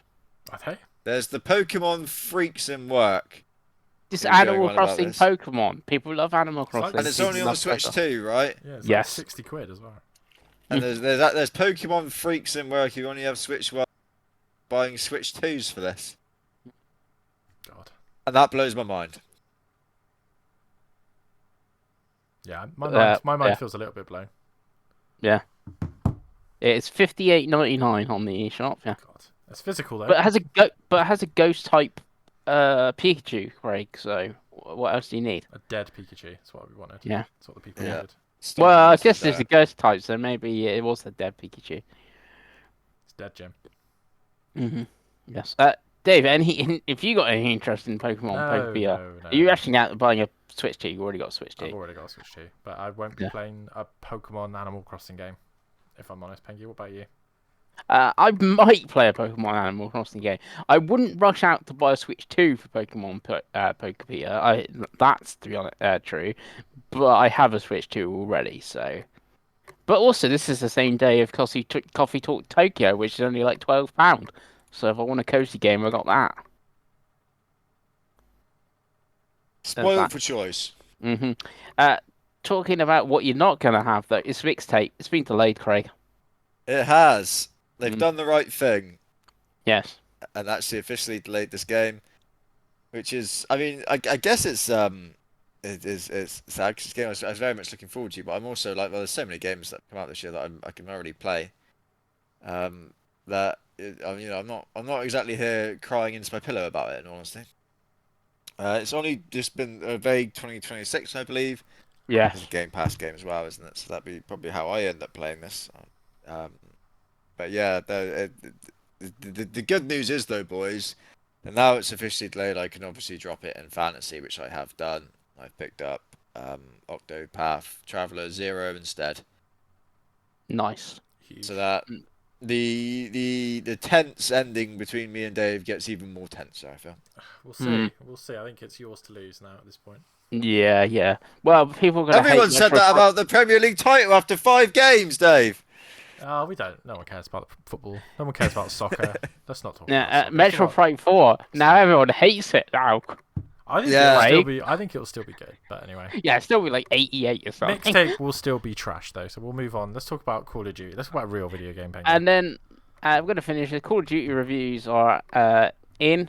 It's got 76 on Open Credit, but on Open Credit you get the recommended. So like I said, Dispatch has got 95 recommended or something. Call of Duty's got 69% recommended, Dave. Nice. Nice. Dude, I've watched quite a lot of the campaign from like COD streamers, and 76 seems generous. There's like just fundamental, like there's no checkpoints, it's always online, like the plot seems completely farcical. The objectives that you play don't look fun at all. Like it looks awful. Like I'm one to play a COD campaign, but like this looks actually terrible. And yeah, wild. But there we go. You still interested, Craig?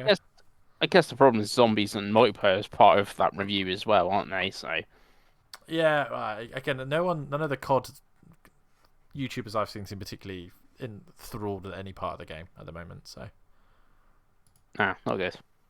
it seems a bit rushed. Craig, as you have an Xbox and you have Game Pass, Call of Duty Black Ops 7, are you going to try it? Oh, I'll be honest, I haven't seen any of it. I haven't seen any of the campaign or any of the multiplayer. So I don't know. If the campaign is as bad as people are saying, then it's one I can see me skipping, because they have added other older Call of Duty campaigns that I didn't play fairly recently as well. So I feel like by the sound of it, I might be better off playing them instead. In terms of like, I was just looking at this. We've put the recommended scale on Open Critics. I don't know if I'd put too much merit into that, because I looked at Drag and Drive, for example. So 64 with an 18% critics recommend. I'm like, how do you get a 64 and 18? Like, it doesn't. Yeah, yeah. It's just a user review. That's what it is. Yeah, it's the thing. It's like I kind of. No, this is a critic recommended. Yeah. What's the point of the review then? How we got? This is. I don't know if like that's almost like the tomato. Like, you know how Rotten Tomatoes do their scoring. Like, if this is a Rotten Tomatoes, be 18%, I guess. Yeah. Is that what we're saying here? I don't know. Yeah, it's a weird one. I guess I go back to Dispatch. I guess people. Obviously, it has got a decent score. Like, a site could give it an 8 out of 10, but like we do recommend this game, hence why it gets a high recommended percentage sort of thing. I'm that's the way I'm maybe looking at it, because you would recommend an 8 out of 10. So Minecraft has only got an 84% recommended, apparently. Minecraft. Yeah. That is the news then. Excellent news, Pengi. Yes. Excellent news. Sorry, I had a random message there. Right, so we had one more bit of huge news this week, boys, and it's the topic of the show. TOTS. Valve on a Wednesday, Craigo, just decided to drop 3 new pieces of hardware. So we're going to talk about them now. So, Valve, the company that makes Steam, and have in the past made the odd video game, such as Half-Life and Portal and Deadlock and all that stuff, have announced... Just none with the number 3 in. But then they announced 3 pieces of hardware, so maybe it's time that Half-Life 3 came out, Pengi. It could be. So they've announced 3 pieces of hardware. We're going to talk about them from least interesting to most interesting. So we're going to start with the VR headset. So they've announced Steam Frame, which is a wireless standalone VR headset. Looks very similar to like a Quest 3. You can play VR and non-VR games, Pengi, from your Steam library. It's comfortable and easy to use. It's got a streaming stick, so you haven't got to stick a wire in when you want to connect it to a computer, which is cool. And they have touted that you can use the aforementioned Steam machine for that as well, so that's cool. It's got pass-through cameras, they're monochrome. It's got thumbsticks. It's got all the buttons you need to play real video games. It's running SteamOS, which is cool because it means that they've managed to get SteamOS to work on ARM, which basically means, Craigo, that Android phones could potentially run Steam games now. via Proton, which is cool. No price. Not going to go through the hardware specs because we're not that type of show. It looks about Quest 3 level in terms of hardware. You can put an SD card in it, and your SD card can pass through all of your Steam hardware devices. Pengi, you are the only person other than me that I know that has ever owned a VR headset. What are your thoughts on the Steam frame?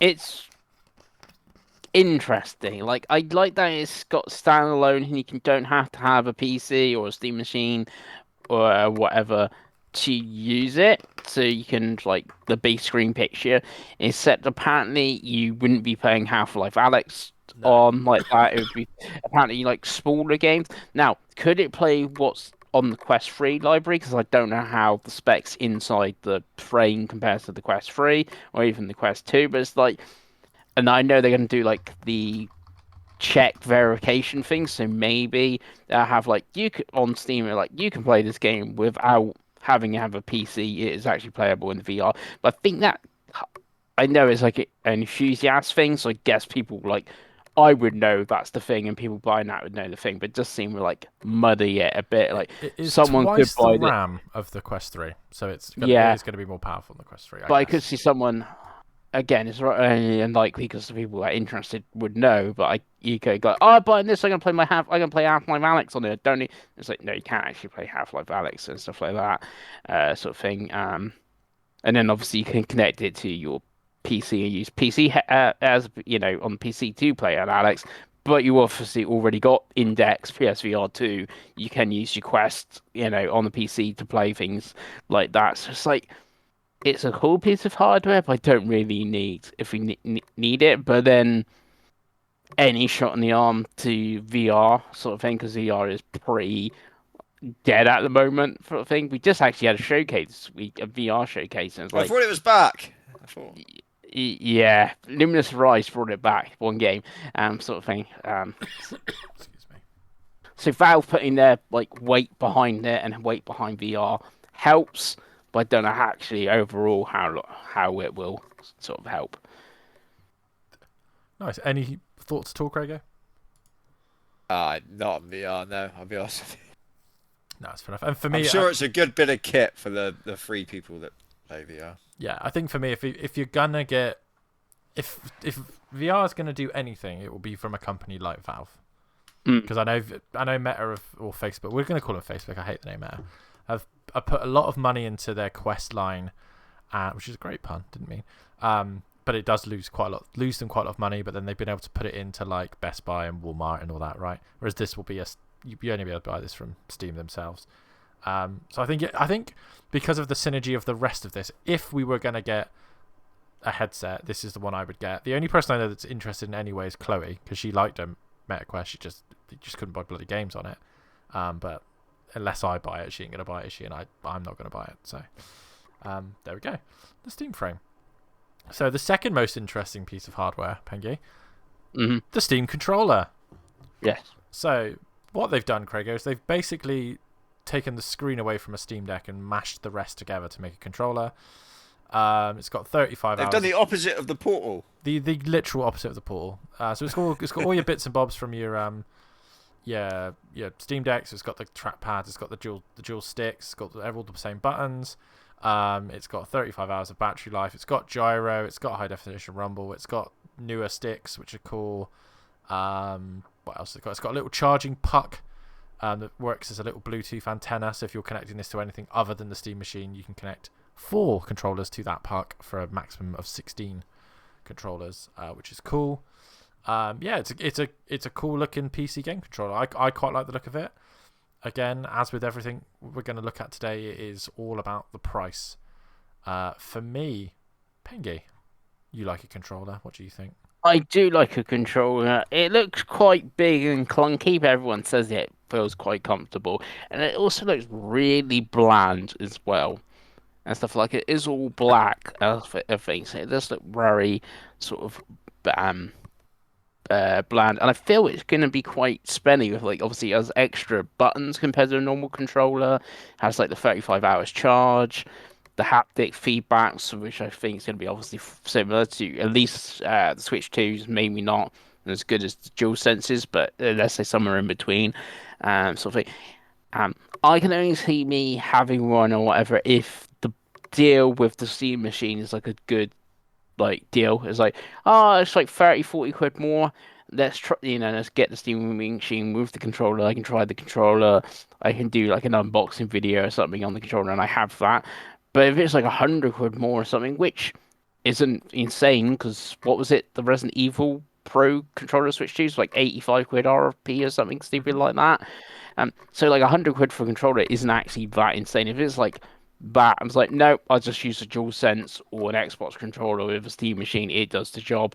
And also, am I going to use all those extra buttons? Like, I don't actually use my back buttons on my Edge. I just use my DualSense Edge because it's a bit heavier and stuff like that. I do use the triggers though on the Edge, but I don't use the back buttons and that sort of thing. It's like, and am I going to play like Age of Empires on a Steam machine on the TV using those weird like track mouse pads? Most probably not either. So yeah, it's a bit weird one. If it's well priced in a bundle, then yes. If it's on its own or makes the bundle like 100 quid more, then most probably not. No.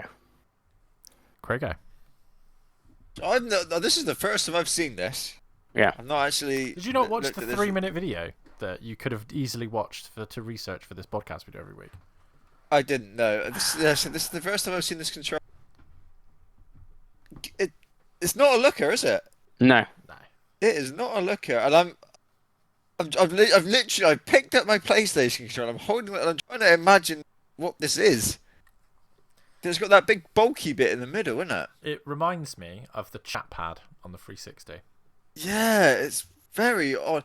And are those like touch pads underneath? Yeah. So they're like track That track seems pads that have like strange. buttons and like you can push them in and all kinds. So I've got my PlayStation controller in my hand. I've got my resting my thumbs on the sticks. I'm trying to imagine trying to like reach my thumbs down to another bit down below it to use the trackpad. This seems. Yeah, I don't know about that. I'm gonna be honest with you, boys. I don't know about that. Looks odd, and I don't know. I don't know about those pads being there, and then that bit in the middle. I feel like controllers have like. I'm trying to look for my bloody Nintendo one now. Like you've got the prongs, haven't you? You always got the prongs now in the controllers. There's no prongs now. I think there is prongs, but they're kind of, it's like weirdly incaved. Yeah. I guess I have like I'm holding my PlayStation controller how I would normally hold it. I'm like almost fully around the prongs. You know what I mean? Like I don't know. Looks kind of odd. It's definitely one I think Yeah. you need to hold, right, and then you judge the ergonomics when it's in your hand. Yeah, absolutely. But yeah, just looking at it, it just looks odd, doesn't it? Yeah, and for me, it's a funny one because obviously I've had Steam Decks and I've moved from my Steam Deck now to the Legion Go, and the trackpad isn't something I ever used. To be completely frank, it's got cool uses, but in like Pengi said, if I'm going to play Dawn of War or Age of Empires, I'm just going to plug a mouse in or use the controller controls.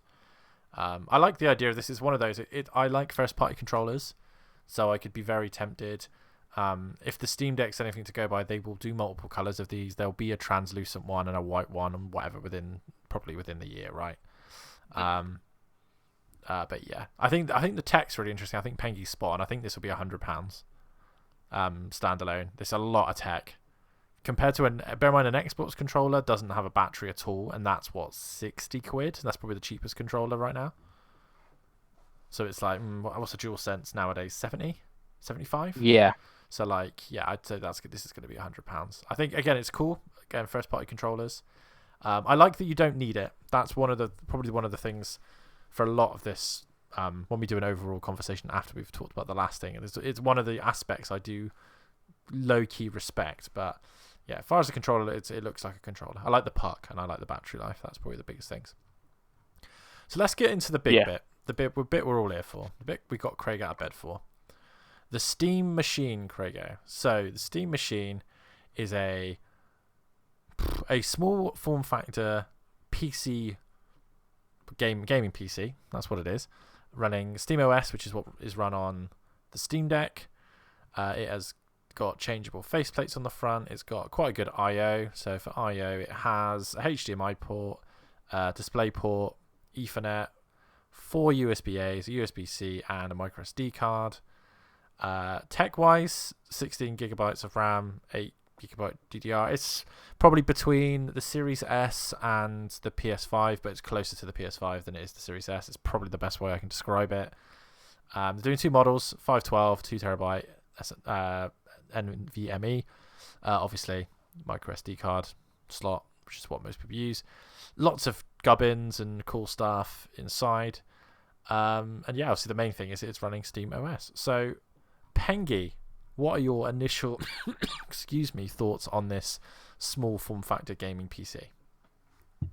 Yeah, it's pretty. As we're moving, I seem to be, as people tell us, moving more and more from consoles to PC. And even though I do slightly understand, like I update my drivers on my NVIDIA app and stuff for on my laptop, and I do fiddle with my settings and stuff like when I play a PC game. Having it in like a simple box, like a console, is actually very appealing. And obviously, Valve doing it themselves, it hopefully in comparison to a PC, cost isn't super expensive to like. I go price off a PC now, like, oh right, my 4090 is going to cost this much, my motherboard's covering this much, something else is covering it, it's like, oh, now it's 2 grand, I've come to already, yeah, sort of thing. It's a big bulky thing, so yeah, the form factor is good, and hopefully, like I said, the ease of use being Steam OS. And I kind of said it with the VR, how they have the verified labels with the deck, and I know they said they're going to do them, so obviously verified is going to be handy thing. And I know a lot of Steam games on Steam Deck have like automatic settings as well as like you play on your Steam Deck. This is the automatic settings sort of thing. So that on Steam Machine, knowing how well the deck is done, like I see like out the gate, oh, I'm playing Resident Evil Requiem on the Steam Machine. It knows I'm playing on a Steam Machine. This is the settings it picks. There's a little bit iffy stuff on that because maybe it puts it at 30 frames a second at high or something. I'm like, I personally want to play at 60 frames a second. Maybe it puts it at 1080p, but obviously I'm playing on a 4K TV, so there's still that sort of like tinkering, obviously being from the PC side of it, and obviously being able to use any controller. Like I said, I could buy this out controller if that's going to make a huge difference, and use just like an Xbox controller or one of my many dual senses on it. Initial thoughts, Craigo? I'm looking at the box now. It looks like someone's taken an Xbox Series X and kind of like chopped a bit off. Yeah, it looks like the renders for the Series Y that you always used to see on videos. Yeah, I mean it's better looking than the PlayStation, right? Oh, yes. that little it's square better looking than the controller. That little square on the front, Craigo, you can take off and customize. There was a wood grain finish, and I was a big fan of that. Now. I was a big fan of that. But thoughts on it as a product, Craigo? So I mean, I'm going to be really transparent here, boys. I put on the Digital Foundry because they did a big video on it, right? I put that on, and I know this is like a big deal to everyone. I put that on, and I made it about this about a 50-minute video, and I made it about 3 minutes in, and I was just like, I just don't care. I just turned the video off. That's why I'm so. I just don't care. I'm gonna be honest with you, boys. As a product, I guess it makes sense, right? Because people do use these like little mini PCs now, right? Because the old adage of everyone's playing PC games on their 27-inch PlayStation gaming monitors at their desk, their keyboard and mouse is kind of dying out, right? People are actually just using these smaller factor PCs and plugging them to the TVs and playing it on a couch, right? Like we play our consoles, right? Mm-hmm. So this does make sense for, I guess, those people. Yeah, I guess it's a way to have your Steam library on your TV instead of buying the Steam Deck and plugging that into your TV. Because I know you could dock that, right? Yeah. Then there was the problem of it. It was kind of underpowered for that. Really, it was very much designed to be a handheld, wasn't it? Mm-hmm. If you were buying that just plug into your PC, then you probably had the wrong bit of kit, really, didn't you? To be honest. So yeah, it's interesting for that. I think like the weird position of the Steam Deck now, because I feel like the Steam Deck's kind of it set the trend for the PC gaming handhelds, right? And now like everyone else has come along and almost taken the win from them because they're the other options you can do more stuff on them, right? They're not just locked to one thing. If you're Steam, you're probably like, right, what's our next thing that we can send out, which is going to make us a lot of money, right? And like Pengi said, I imagine they'll be able to put this out at a competitive price because then it's like, right, we're going to make our money back because then you're buying all your games on Steam. I imagine that's the idea, right?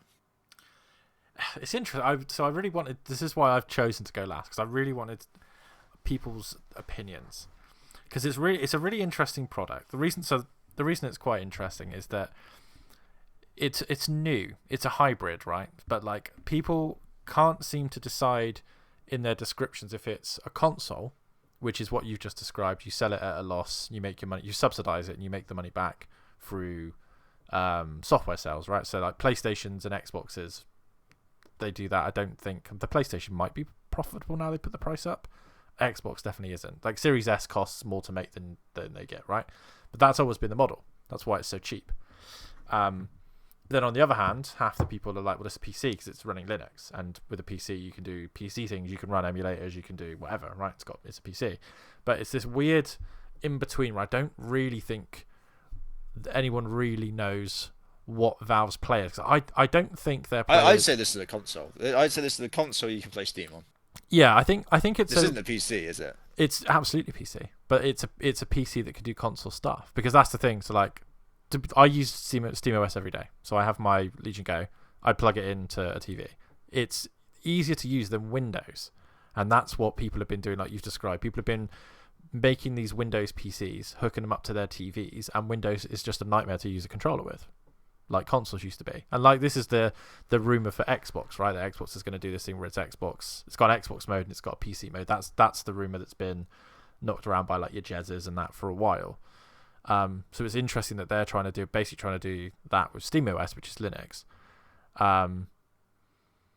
But yeah, it's difficult because, like I said, I personally think it's going to be priced like a PC, not a console. I think you'll be lucky to get it under £650. The way, like, if you're going to buy a game like an average PC now, you won't get one for less than £1,000. I don't think. Right, Pengi? Mm.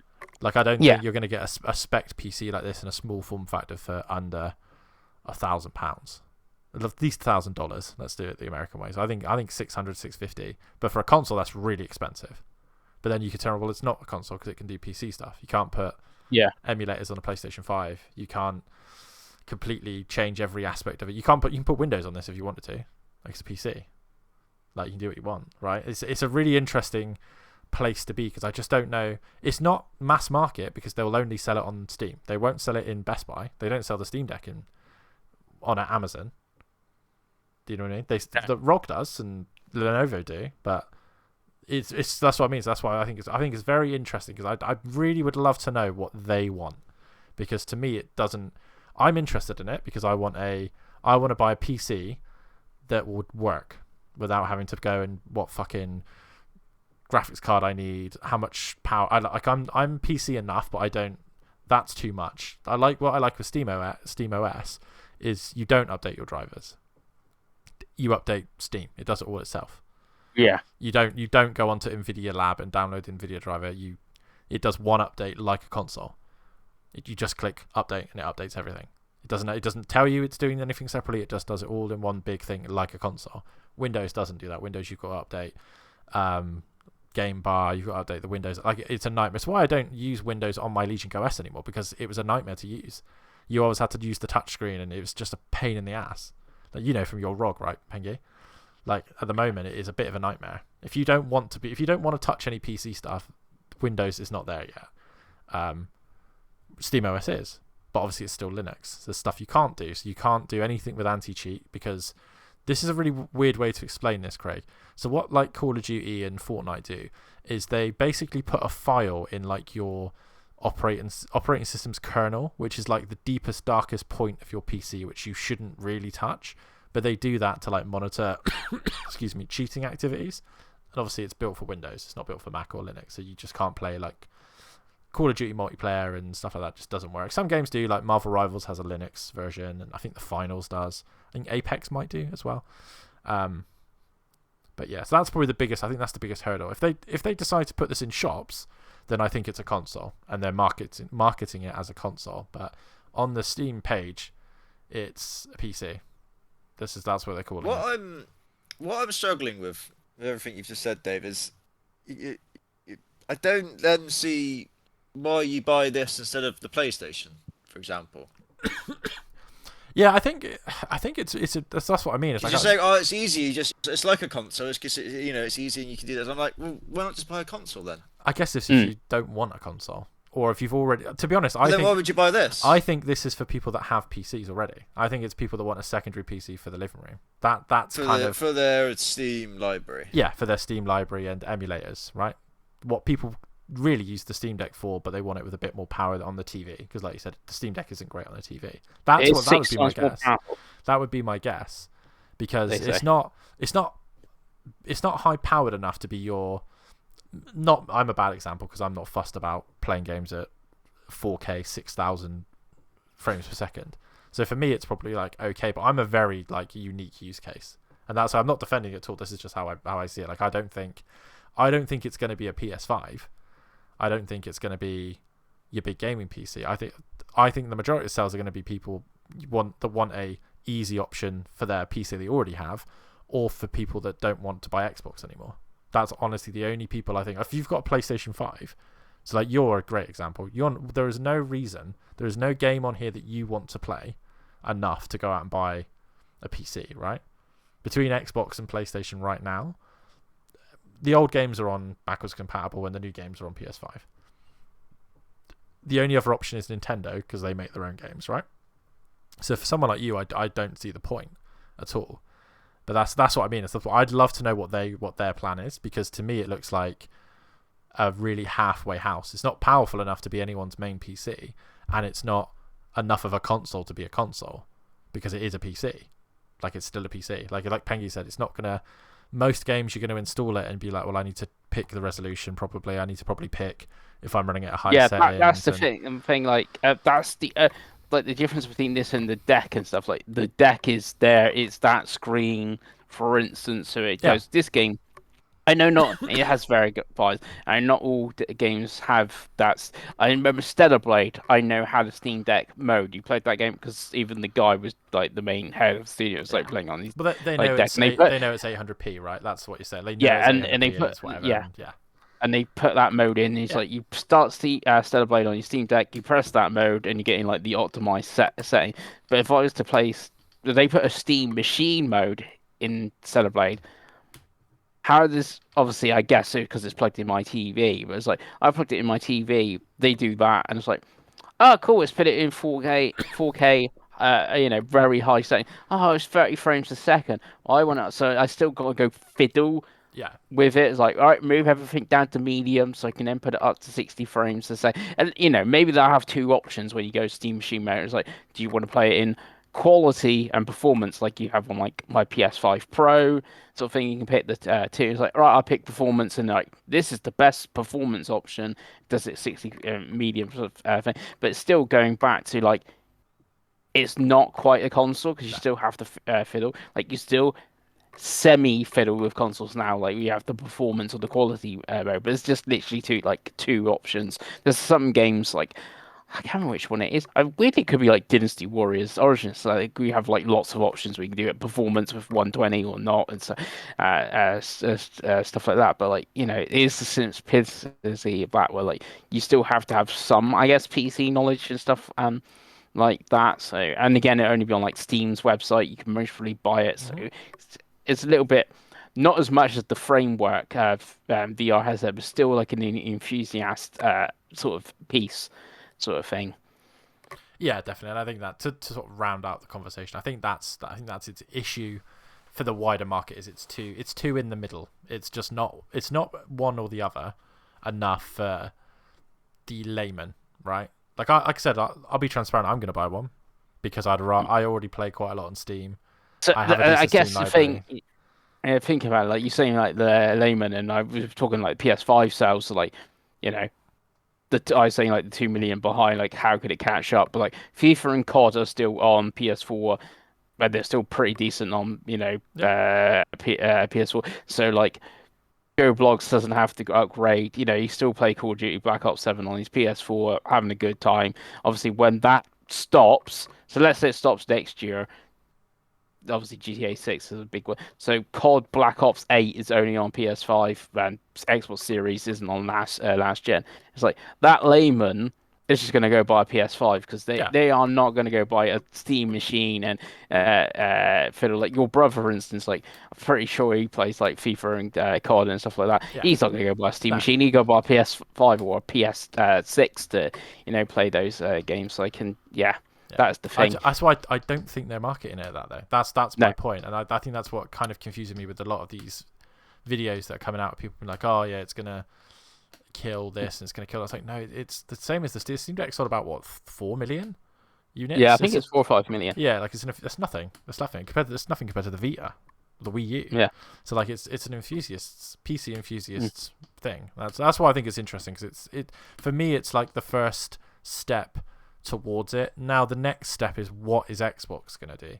Because if Xbox does this, that's the one then thing I think it's going to go really badly. The for layman Xbox thing. If the Xbox does like this sort of thing, it's not that easy for the layman. Like it could potentially kill what they've got left. Because like Craig is the example, right? If you've got a choice of I don't know why Dynasty Warriors Origins on PS5, PS6, or Xbox Next, what the fuck it's going to be called, and the Xbox Next is just Windows, and you've got to fuck around with settings and stuff, then you ain't going to bother, are you? You're just going to play it on PS5 because you put the disc in or you download it and it works. And that's what people want from a console. This is not that.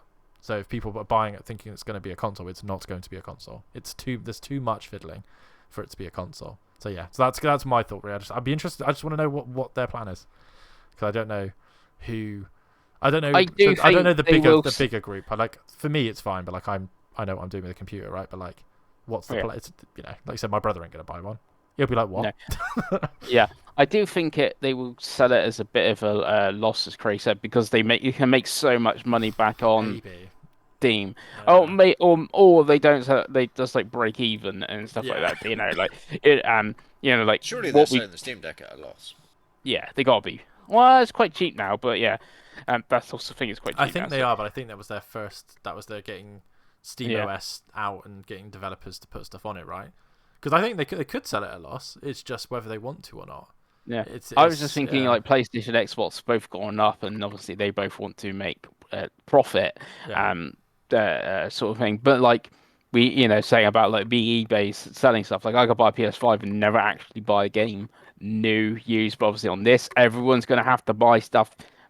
Well, not technically through necessarily, Steam. But yeah, I get what you mean. Like you can if you wanted to, you don't have to, but you have to do more. So I could buy it and I could play Genshin Impact or something on it. Play never actually PS2 games on an emulator and never do anything else, right? Yeah. But you know what I'm trying to say. Like the default thing, like so they're going to get the money back from that sort of point as well. And obviously they don't charge for a subscription, which is a lot of the subsidization for these consoles.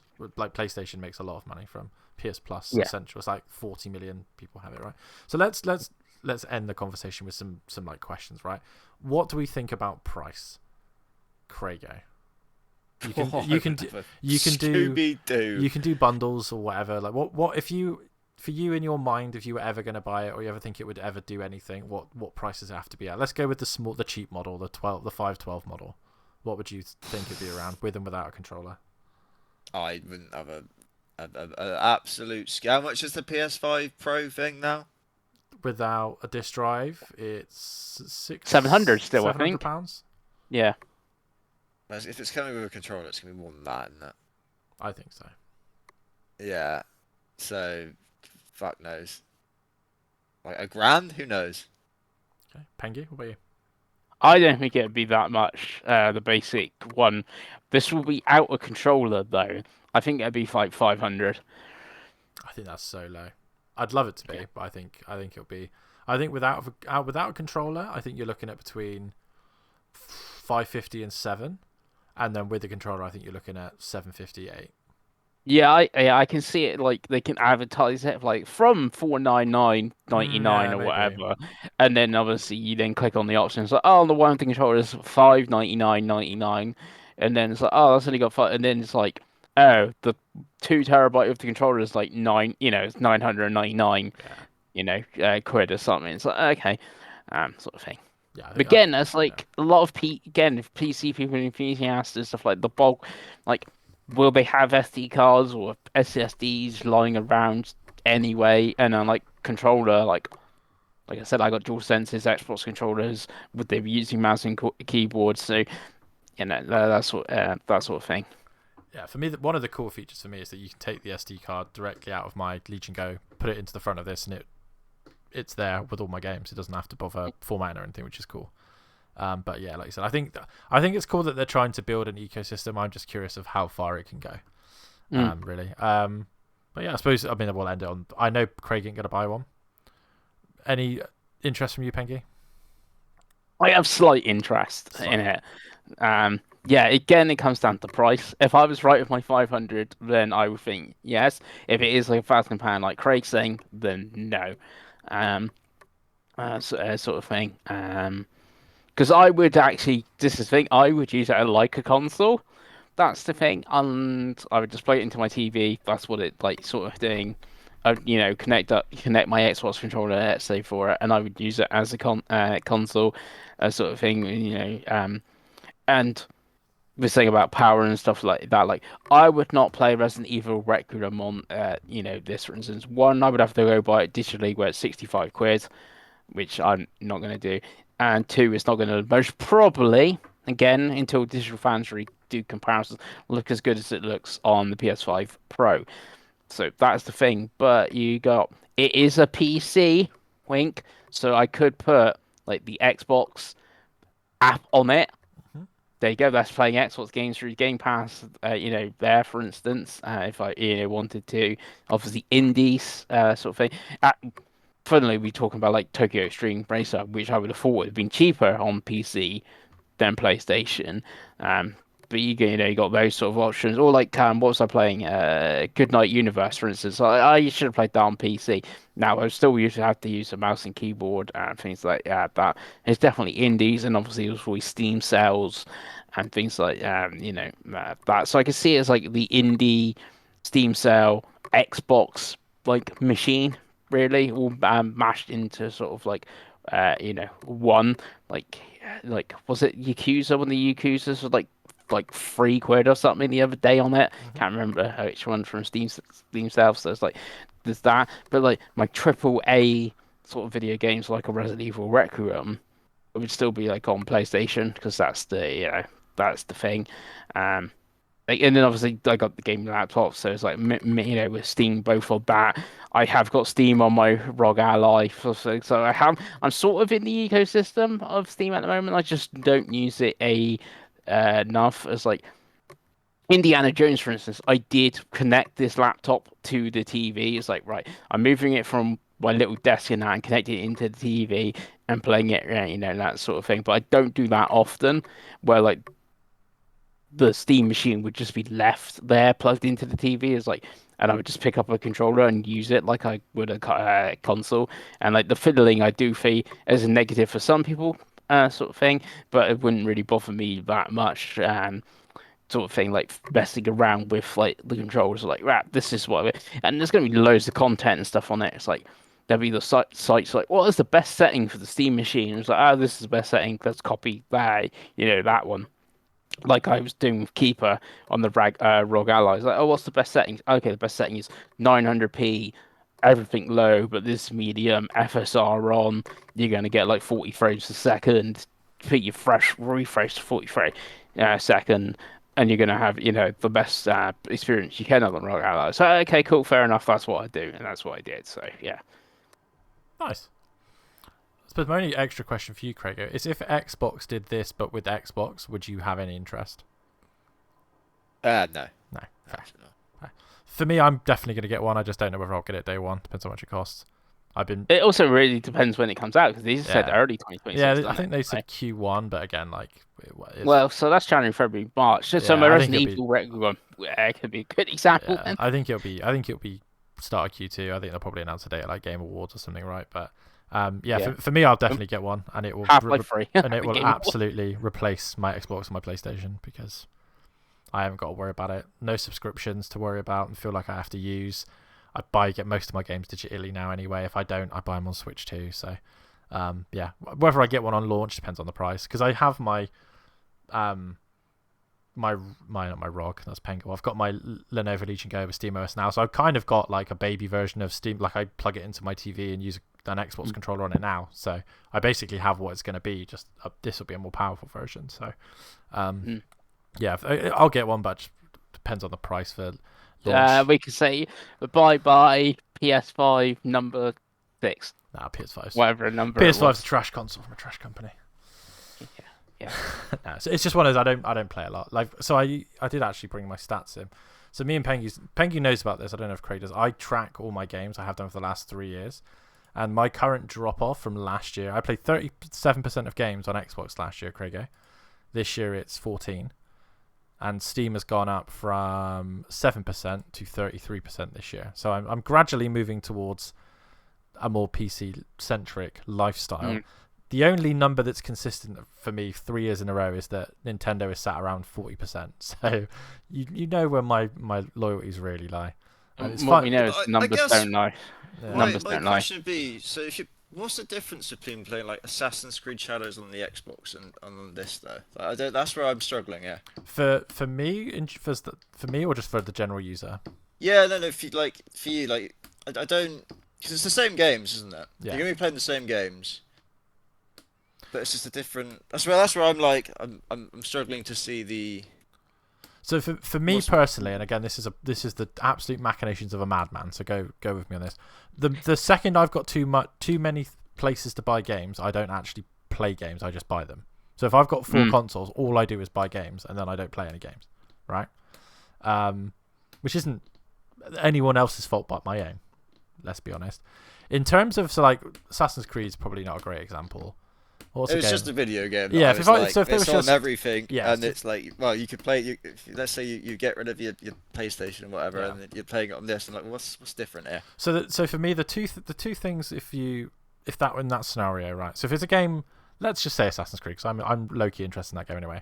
If I really wanted to play it, and I wasn't sure about it, if I buy it on Steam, I can get a full refund within 2 hours, right? So that's option one. If I want to buy it physically and sell back, those games are now coming to the Switch 2. I'd play it on Switch 2.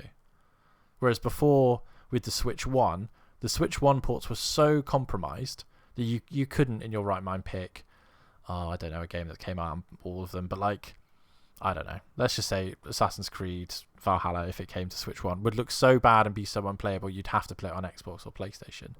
Whereas I don't really feel any affinity to it anymore. I don't really play any exclusive games for either of those platforms. I don't particularly like the PlayStation controller. Game Pass is too expensive for me because the problem with Game Pass for me is if I buy it, I feel like I have an obligation to use it, and again, it just means I don't use it because I'm just so weird and haphazard nowadays. Again, this is more of a me problem than the wider gaming world. Yeah, because I'm just thinking of it, don't use Game Pass or don't use Plus, and then.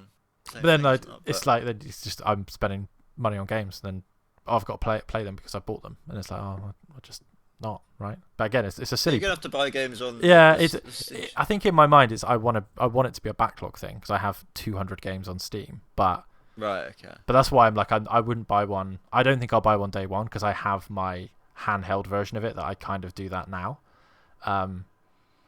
But yeah, it's honestly it's just because I want an excuse to buy less games because I keep the buying the console shit is doing my head in before it does your head in because I'm like, why do I keep doing it? I don't even like any of these consoles. Every time I buy a PS5, I'm like, why have I bought a PS5? I hate the thing.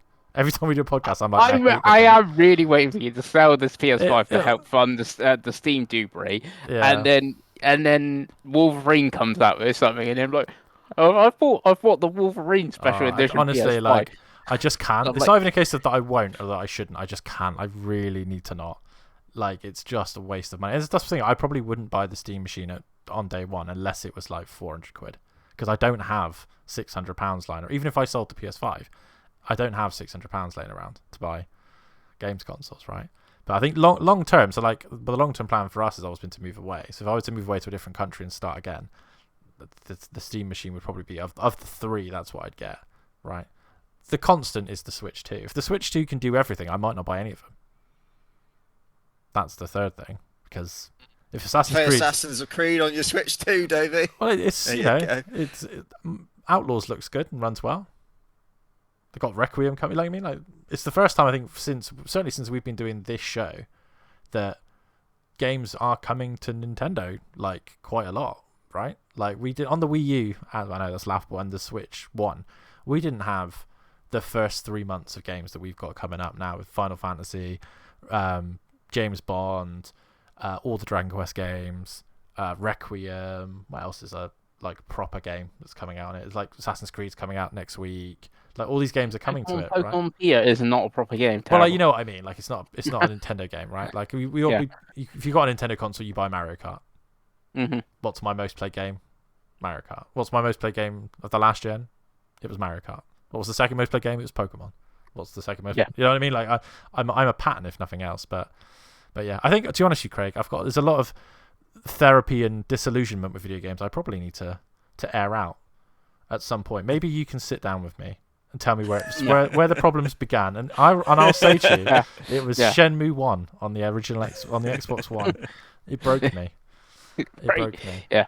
Yeah. But, so yeah, like I do get it, Dave. I think like I kind of like you saying Assassin's Creed Shadows. Like Ubisoft Plus is a thing on PC, it is, and obviously day one games. So that could be like a tempting thing for me. It's like I can play that thing.